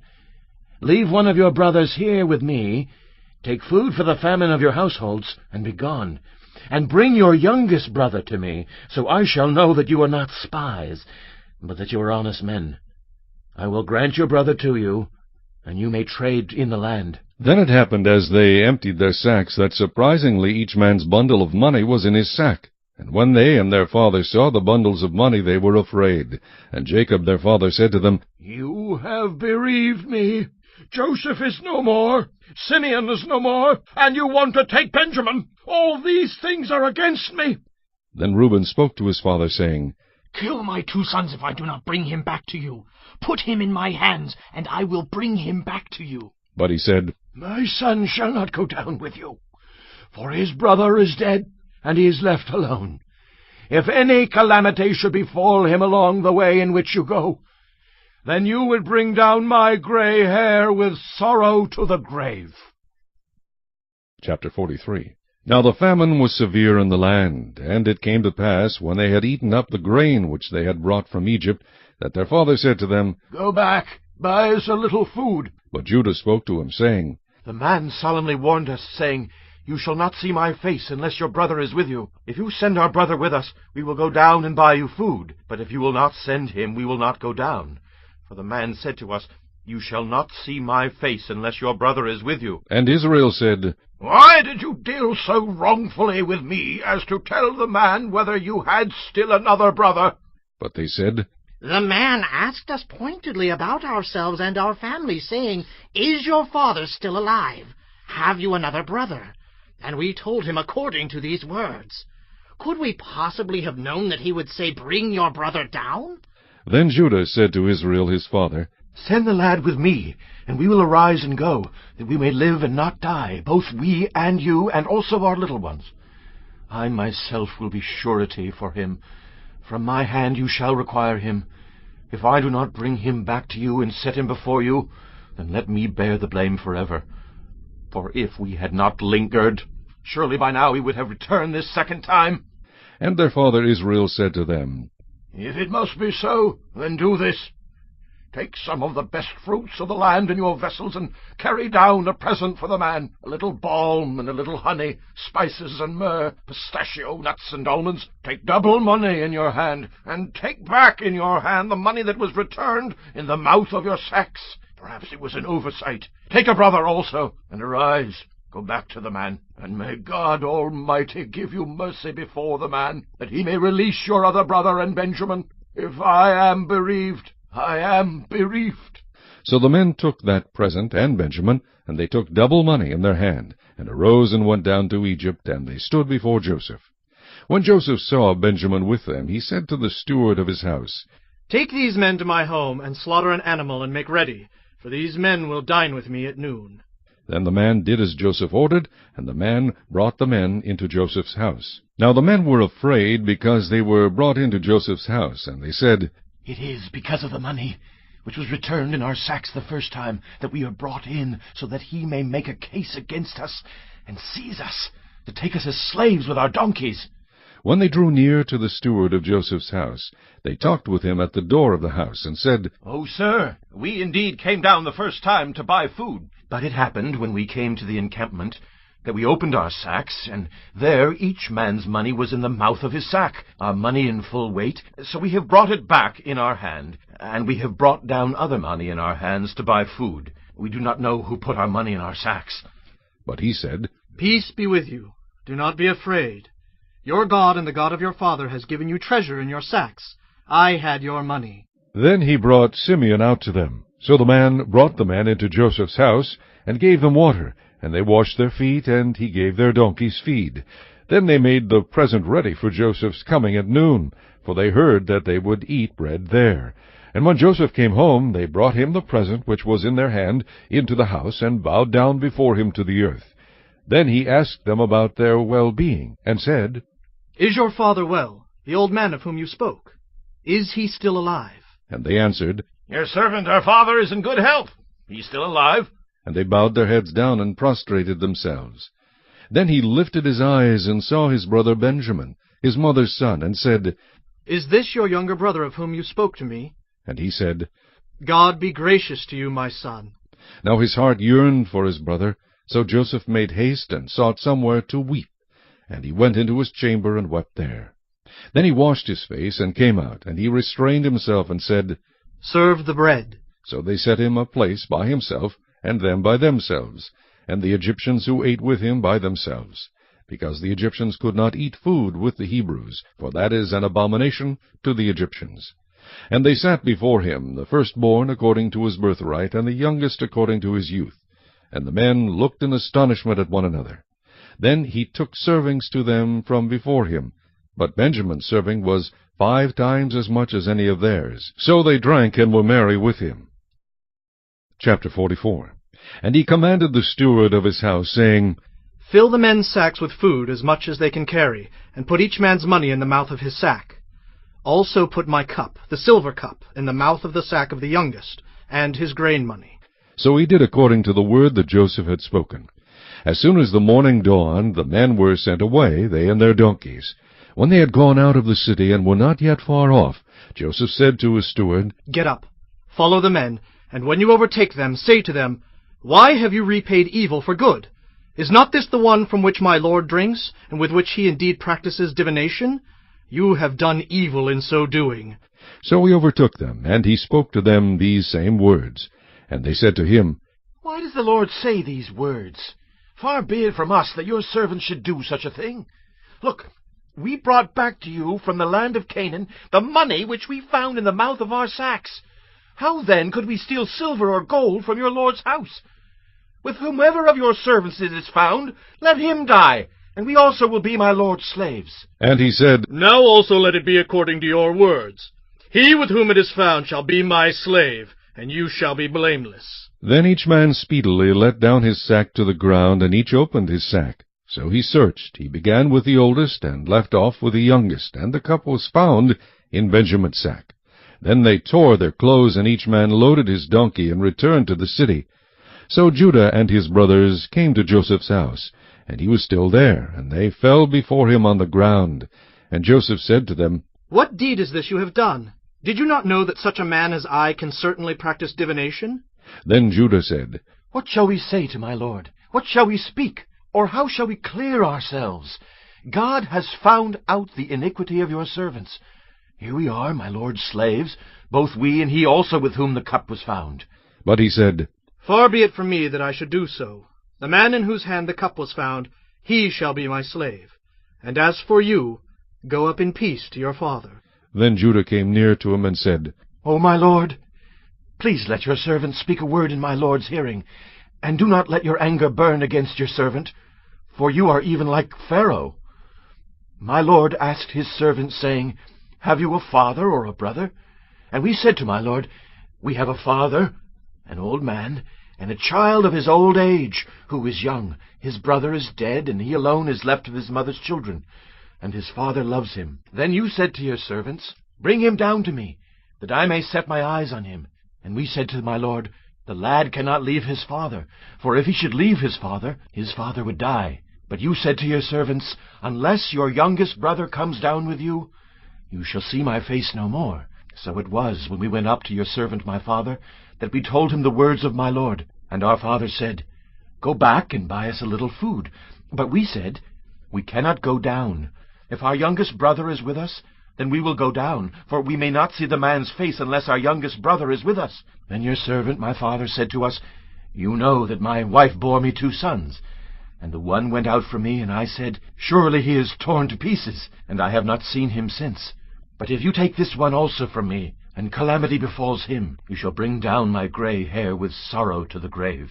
Now, therefore, when I come to your servant my father, and the lad is not with us, since his life is bound up in the lad's life, it will happen, when he sees that the lad is not with us, that he will die. So your servants will bring down the gray hair of your servant our father with sorrow to the grave. For your servant became surety for the lad to my father, saying, If I do not bring him back to you, then I shall bear the blame before my father forever. Now, therefore, please, let your servant remain instead of the lad as a slave to my lord, and let the lad go up with his brothers. For how shall I go up to my father if the lad is not with me, lest perhaps I see the evil that would come upon my father? Chapter 45. Then Joseph could not restrain himself before all those who stood by him, and he cried out, Make everyone go out from me. So no one stood with him, while Joseph made himself known to his brothers. And he wept aloud, and the Egyptians in the house of Pharaoh heard it. Then Joseph said to his brothers, I am Joseph. Does my father still live? But his brothers could not answer him, for they were dismayed in his presence. And Joseph said to his brothers, Please come near to me. So they came near. Then he said, I am Joseph your brother, whom you sold into Egypt. But now, do not therefore be grieved or angry with yourselves because you sold me here, for God sent me before you to preserve life. For these 2 years the famine has been in the land, and there are still 5 years in which there will be neither plowing nor harvesting. And God sent me before you to preserve a posterity for you in the earth, and to save your lives by a great deliverance. So now it was not you who sent me here, but God. And he has made me a father to Pharaoh, and lord of all his house, and a ruler throughout all the land of Egypt. Hurry and go up to my father, and say to him, Thus says your son Joseph, God has made me lord of all Egypt. Come down to me, do not tarry. You shall dwell in the land of Goshen, and you shall be near to me, you and your children, your children's children, your flocks and your herds, and all that you have. There I will provide for you, lest you and your household and all that you have come to poverty. For there are still 5 years of famine. And behold, your eyes and the eyes of my brother Benjamin see that it is my mouth that speaks to you. So you shall tell my father of all my glory in Egypt, and of all that you have seen, and you shall hurry and bring my father down here. Then he fell on his brother Benjamin's neck and wept, and Benjamin wept on his neck. Moreover, he kissed all his brothers and wept over them. And after that his brothers talked with him. Now the report of it was heard in Pharaoh's house, saying, Joseph's brothers have come. So it pleased Pharaoh and his servants well. And Pharaoh said to Joseph, Say to your brothers, do this. Lord your animals and depart. Go to the land of Canaan. Bring your father and your households and come to me. I will give you the best of the land of Egypt, and you will eat the fat of the land. Now you are commanded. Do this. Take carts out of the land of Egypt for your little ones and your wives. Bring your father and come. Also, do not be concerned about your goods, for the best of all the land of Egypt is yours. Then the sons of Israel did so, and Joseph gave them carts according to the command of Pharaoh, and he gave them provisions for the journey. He gave to all of them, to each man, changes of garments. But to Benjamin he gave 300 pieces of silver and 5 changes of garments. And he sent to his father these things: 10 donkeys loaded with the good things of Egypt, and 10 female donkeys loaded with grain, bread, and food for his father for the journey. So he sent his brothers away, and they departed. And he said to them, See that you do not become troubled along the way. Then they went up out of Egypt, and came to the land of Canaan to Jacob their father. And they told him, saying, Joseph is still alive, and he is governor over all the land of Egypt. And Jacob's heart stood still, because he did not believe them. But when they told him all the words which Joseph had said to them, and when he saw the carts which Joseph had sent to carry him, the spirit of Jacob their father revived. Then Israel said, It is enough. Joseph, my son, is still alive. I will go and see him before I die. Chapter 46. So Israel took his journey with all that he had, and came to Beersheba, and offered sacrifices to the God of his father Isaac. Then God spoke to Israel in the visions of the night, and said, Jacob, Jacob. And he said, Here I am. So he said, I am God, the God of your father. Do not fear to go down to Egypt, for I will make of you a great nation there.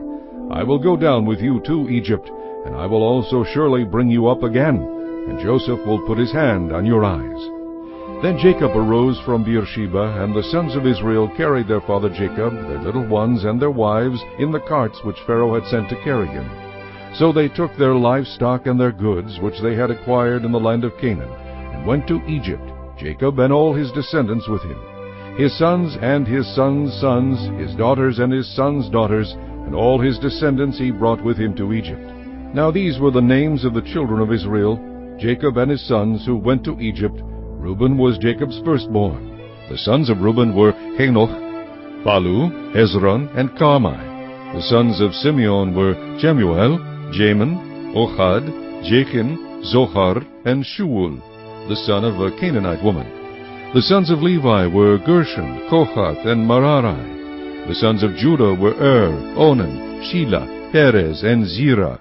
But and Onan died in the land of Canaan.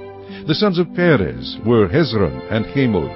The sons of Issachar were Tola, Puvah, Job, and Shimron. The sons of Zebulun were Sered, Elon, and Jalil. These were the sons of Leah, whom she bore to Jacob in Padan Aram, with his daughter Dinah. All the persons his sons and his daughters were 33. The sons of Gad were Ziphion, Haggai, Shunai, Esbon, Eri, Arodai, and Arilai. The sons of Asher were Jimnah, Ishua, Isuai, Beriah, and Sirah, their sister. And the sons of Beriah were Heber and Malkiel. These were the sons of Zilpah, whom Laban gave to Leah his daughter, and these she bore to Jacob 16 persons. The sons of Rachel, Jacob's wife, were Joseph and Benjamin, and to Joseph in the land of Egypt were born Manasseh and Ephraim, whom Asenath, the daughter of Potipherah, priest of On, bore to him. The sons of Benjamin were Bela, Becher, Ashbel, Gera, Naaman, Ehi, Rosh, Mupin, Hupin, and Ard. These were the sons of Rachel who were born to Jacob, 14 persons in all. The son of Dan was Hushim. The sons of Naphtali were Jaziel, Gunai, Jezer, and Shilem. These were the sons of Bilhah, whom Laban gave to Rachel his daughter, and she bore these to Jacob, 7 persons in all. All the persons who went with Jacob to Egypt, who came from his body, besides Jacob's sons' wives, were 66 persons in all. And the sons of Joseph who were born to him in Egypt were 2 persons. All the persons of the house of Jacob who went to Egypt were 70. Then he sent Judah before him to Joseph, to point out before him the way to Goshen. And they came to the land of Goshen. So Joseph made ready his chariot, and went up to Goshen to meet his father Israel. And he presented himself to him, and fell on his neck, and wept on his neck a good while. And Israel said to Joseph, Now let me die, since I have seen your face, because you are still alive. Then Joseph said to his brothers and to his father's household, I will go up and tell Pharaoh, and say to him, My brothers and those of my father's house who were in the land of Canaan have come to me, and the men are shepherds, for their occupation has been to feed livestock, and they have brought their flocks, their herds, and all that they have. So it shall be when Pharaoh calls you and says, What is your occupation? That you shall say, Your servant's occupation has been with livestock from our youth even till now, both we and also our fathers, that you may dwell in the land of Goshen. For every shepherd is an abomination to the Egyptians. Chapter 47. Then Joseph went and told Pharaoh, and said, My father and my brothers, their flocks and their herds, and all that they possess, have come from the land of Canaan, and indeed they are in the land of Goshen. And he took 5 men from among his brothers, and presented them to Pharaoh. Then Pharaoh said to his brothers, What is your occupation? And they said to Pharaoh, Your servants are shepherds, both we and also our fathers. And they said to Pharaoh, We have come to dwell in the land, because your servants have no pasture for their flocks, for the famine is severe in the land of Canaan. Now therefore please let your servants dwell in the land of Goshen. Then Pharaoh spoke to Joseph, saying, Your father and your brothers have come to you, and the land of Egypt is before you. Have your father and brothers dwell in the best of the land. Let them dwell in the land of Goshen. And if you know any competent men among them, then make them chief herdsmen over my livestock. Then Joseph brought in his father Jacob, and set him before Pharaoh, and Jacob blessed Pharaoh. Pharaoh said to Jacob, How old are you? And Jacob said to Pharaoh, The days of the years of my pilgrimage are 130 years. Few and evil have been the days of the years of my life, and they have not attained to the days of the years of the life of my fathers in the days of their pilgrimage. So Jacob blessed Pharaoh, and went out from before Pharaoh. And Joseph situated his father and his brothers, and gave them a possession in the land of Egypt, in the best of the land, in the land of Ramses, as Pharaoh had commanded. Then Joseph provided his father, his brothers, and all his father's household with bread, according to the number in their families. Now there was no bread in all the land, for the famine was very severe, so that the land of Egypt and the land of Canaan languished because of the famine. And Joseph gathered up all the money that was found in the land of Egypt and in the land of Canaan, for the grain which they bought. And Joseph brought the money into Pharaoh's house. So when the money failed in the land of Egypt and in the land of Canaan, all the Egyptians came to Joseph and said, Give us bread, for why should we die in your presence? For the money has failed. Then Joseph said, Give your livestock, and I will give you bread for your livestock, if the money is gone. So they brought their livestock to Joseph, and Joseph gave them bread in exchange for the horses, the flocks, the cattle of the herds, and for the donkeys. Thus he fed them with bread in exchange for all their livestock that year. When that year had ended, they came to him the next year, and said to him, We will not hide from my lord that our money is gone. My lord also has our herds of livestock. There is nothing left in the sight of my lord but our bodies and our lands. Why should we die before your eyes, both we and our land? Buy us and our land for bread, and we and our land will be servants of Pharaoh. Give us seed, that we may live and not die, that the land may not be desolate. Then Joseph bought all the land of Egypt for Pharaoh, for every man of the Egyptians sold his field, because the famine was so severe upon them. So the land became Pharaoh's. And as for the people, he moved them into the cities, from one end of the borders of Egypt to the other end. Only the land of the priests he did not buy, for the priests had rations allotted to them by Pharaoh, and they ate their rations which Pharaoh gave them. Therefore they did not sell their lands. Then Joseph said to the people, Indeed, I have bought you and your land this day for Pharaoh. Look, here is seed for you, and you shall sow the land. And it shall come to pass in the harvest that you shall give 1/5 to Pharaoh. 4/5 shall be your own, as seed for the field and for your food, for those of your households, and as food for your little ones. So they said, You have saved our lives. Let us find favor in the sight of my lord, and we will be Pharaoh's servants. And Joseph made it a law over the land of Egypt to this day, that Pharaoh should have 1/5, except for the land of the priests only, which did not become Pharaoh's. So Israel dwelt in the land of Egypt, in the country of Goshen, and they had possessions there, and grew and multiplied exceedingly. And Jacob lived in the land of Egypt 17 years. So the length of Jacob's life was 147 years. When the time drew near that Israel must die, he called his son Joseph, and said to him, Now if I have found favor in your sight, please put your hand under my thigh, and deal kindly and truly with me. Please, do not bury me in Egypt, but let me lie with my fathers. You shall carry me out of Egypt, and bury me in their burial place. And he said, I will do as you have said. Then he said, Swear to me. And he swore to him. So Israel bowed himself on the head of the bed. Chapter 48. Now it came to pass after these things that Joseph was told, Indeed your father is sick. And he took with him his 2 sons, Manasseh and Ephraim. And Jacob was told, Look, your son Joseph is coming to you. And Israel strengthened himself, and sat up on the bed. Then Jacob said to Joseph, God Almighty appeared to me at Luz in the land of Canaan, and blessed me, and said to me, Behold, I will make you fruitful, and multiply you, and I will make of you a multitude of people, and give this land to your descendants after you, as an everlasting possession.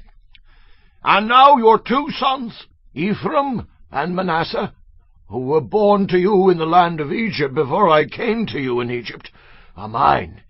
As Reuben and Simeon, they shall be mine. Your offspring, whom you beget after them, shall be yours. They will be called by the name of their brothers in their inheritance.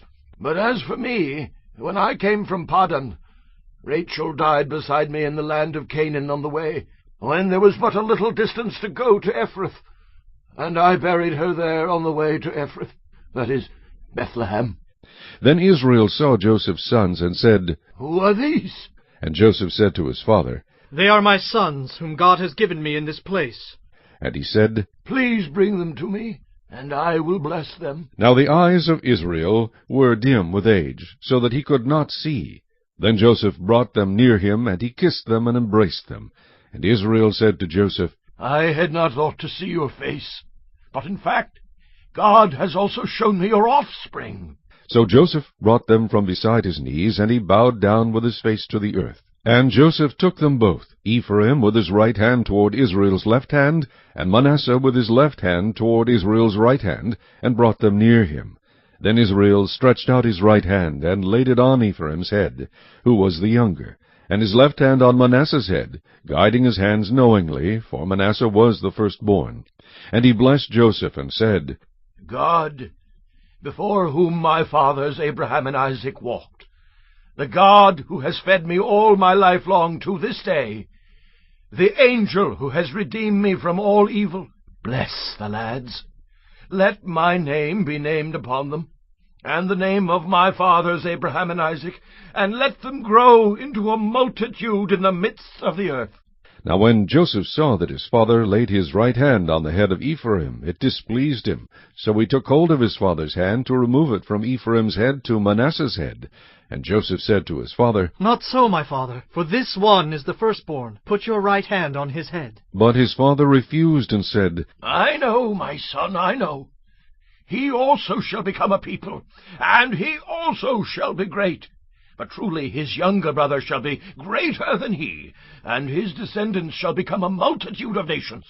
So he blessed them that day, saying, By you Israel will bless, saying, May God make you as Ephraim and as Manasseh. And thus he set Ephraim before Manasseh. Then Israel said to Joseph, Behold, I am dying, but God will be with you and bring you back to the land of your fathers. Moreover, I have given to you one portion above your brothers, which I took from the hand of the Amorite with my sword and my bow. Chapter 49. And Jacob called his sons and said, Gather together, that I may tell you what shall befall you in the last days. Gather together and hear, you sons of Jacob, and listen to Israel your father. Reuben, you are my firstborn, my might and the beginning of my strength, the excellency of dignity and the excellency of power. Unstable as water, you shall not excel, because you went up to your father's bed, and you defiled it. You went up to my couch. Simeon and Levi are brothers. Instruments of cruelty are in their dwelling place. Let not my soul enter their council. Let not my honor be united to their assembly. For in their anger they slew a man, and in their self-will they hamstrung an ox. Cursed be their anger, for it is fierce, and their wrath, for it is cruel. I will divide them in Jacob, and scatter them in Israel. Judah, you are he whom your brothers shall praise. Your hand shall be on the neck of your enemies. Your father's children shall bow down before you. Judah is a lion's whelp. From the prey, my son, you have gone up. He bows down. He lies down as a lion. And as a lion, who shall rouse him? The scepter shall not depart from Judah, nor a lawgiver from between his feet, until Shiloh comes, and to him shall be the obedience of the people, binding his donkey to the vine, and his donkey's coat to the choice vine. He washed his garments in wine, and his clothes in the blood of grapes. His eyes are darker than wine, and his teeth whiter than milk.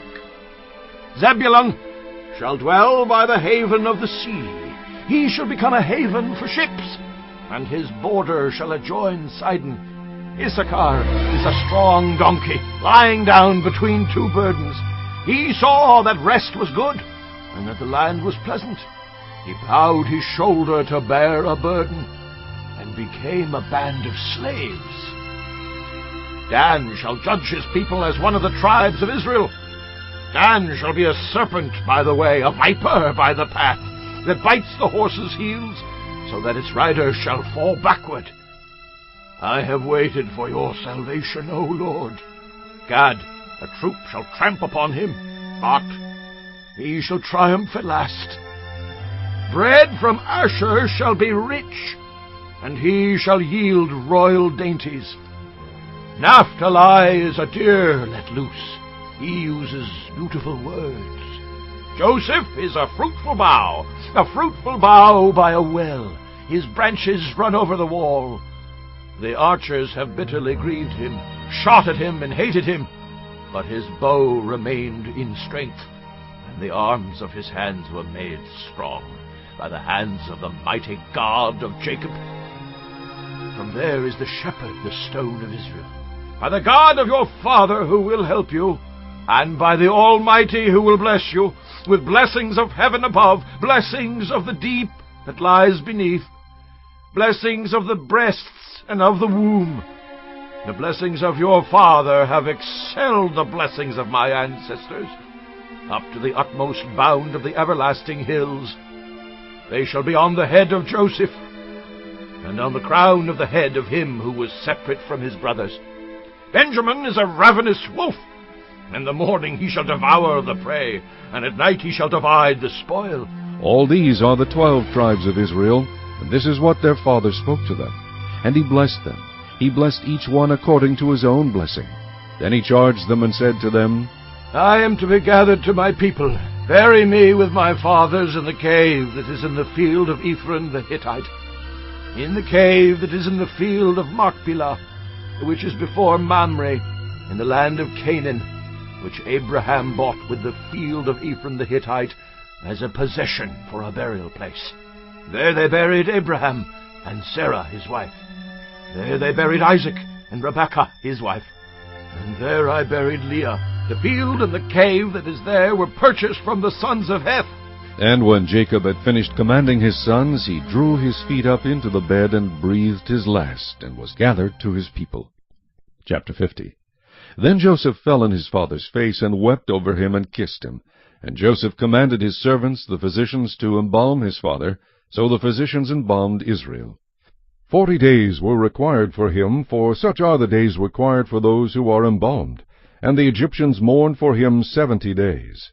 Now when the days of his mourning were past, Joseph spoke to the household of Pharaoh, saying, If now I have found favor in your eyes, please speak in the hearing of Pharaoh, saying, My father made me swear, saying, Behold, I am dying. In my grave, which I dug for myself in the land of Canaan, there you shall bury me. Now therefore please let me go up and bury my father, and I will come back. And Pharaoh said, Go up and bury your father, as he made you swear. So Joseph went up to bury his father, and with him went all the servants of Pharaoh, the elders of his house, and all the elders of the land of Egypt, as well as all the house of Joseph, his brothers, and his father's house. Only their little ones, their flocks, and their herds they left in the land of Goshen. And there went up with him both chariots and horsemen, and it was a very great gathering. Then they came to the threshing floor of Atad, which is beyond the Jordan, and they mourned there with a great and very solemn lamentation. He observed 7 days of mourning for his father. And when the inhabitants of the land, the Canaanites, saw the mourning at the threshing floor of Atad, they said, This is a deep mourning of the Egyptians. Therefore its name was called Abel Mizraim, which is beyond the Jordan.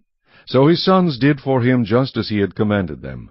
For his sons carried him to the land of Canaan, and buried him in the cave of the field of Machpelah, before Mamre, which Abraham bought with the field from Ephron the Hittite as property for a burial place. And after he had buried his father, Joseph returned to Egypt, he and his brothers, and all who went up with him to bury his father. When Joseph's brothers saw that their father was dead, they said, Perhaps Joseph will hate us, and may actually repay us for all the evil which we did to him. So they sent messengers to Joseph, saying, Before your father died, he commanded, saying, Thus you shall say to Joseph, I beg you, please forgive the trespass of your brothers and their sin, for they did evil to you. Now, please, forgive the trespass of the servants of the God of your father. And Joseph wept when they spoke to him.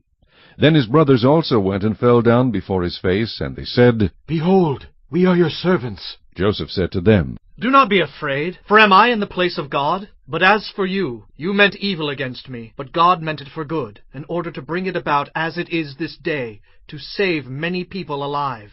Now therefore do not be afraid, I will provide for you and your little ones. And he comforted them and spoke kindly to them. So Joseph dwelt in Egypt, he and his father's household, and Joseph lived 110 years. Joseph saw Ephraim's children to the 3rd generation. The children of Machir, the son of Manasseh, were also brought up on Joseph's knees. And Joseph said to his brethren, I am dying, but God will surely visit you, and bring you out of this land to the land of which he swore to Abraham, to Isaac, and to Jacob. Then Joseph took an oath from the children of Israel, saying, God will surely visit you, and you shall carry up my bones from here. So Joseph died, being 110 years old. And they embalmed him, and he was put in a coffin in Egypt.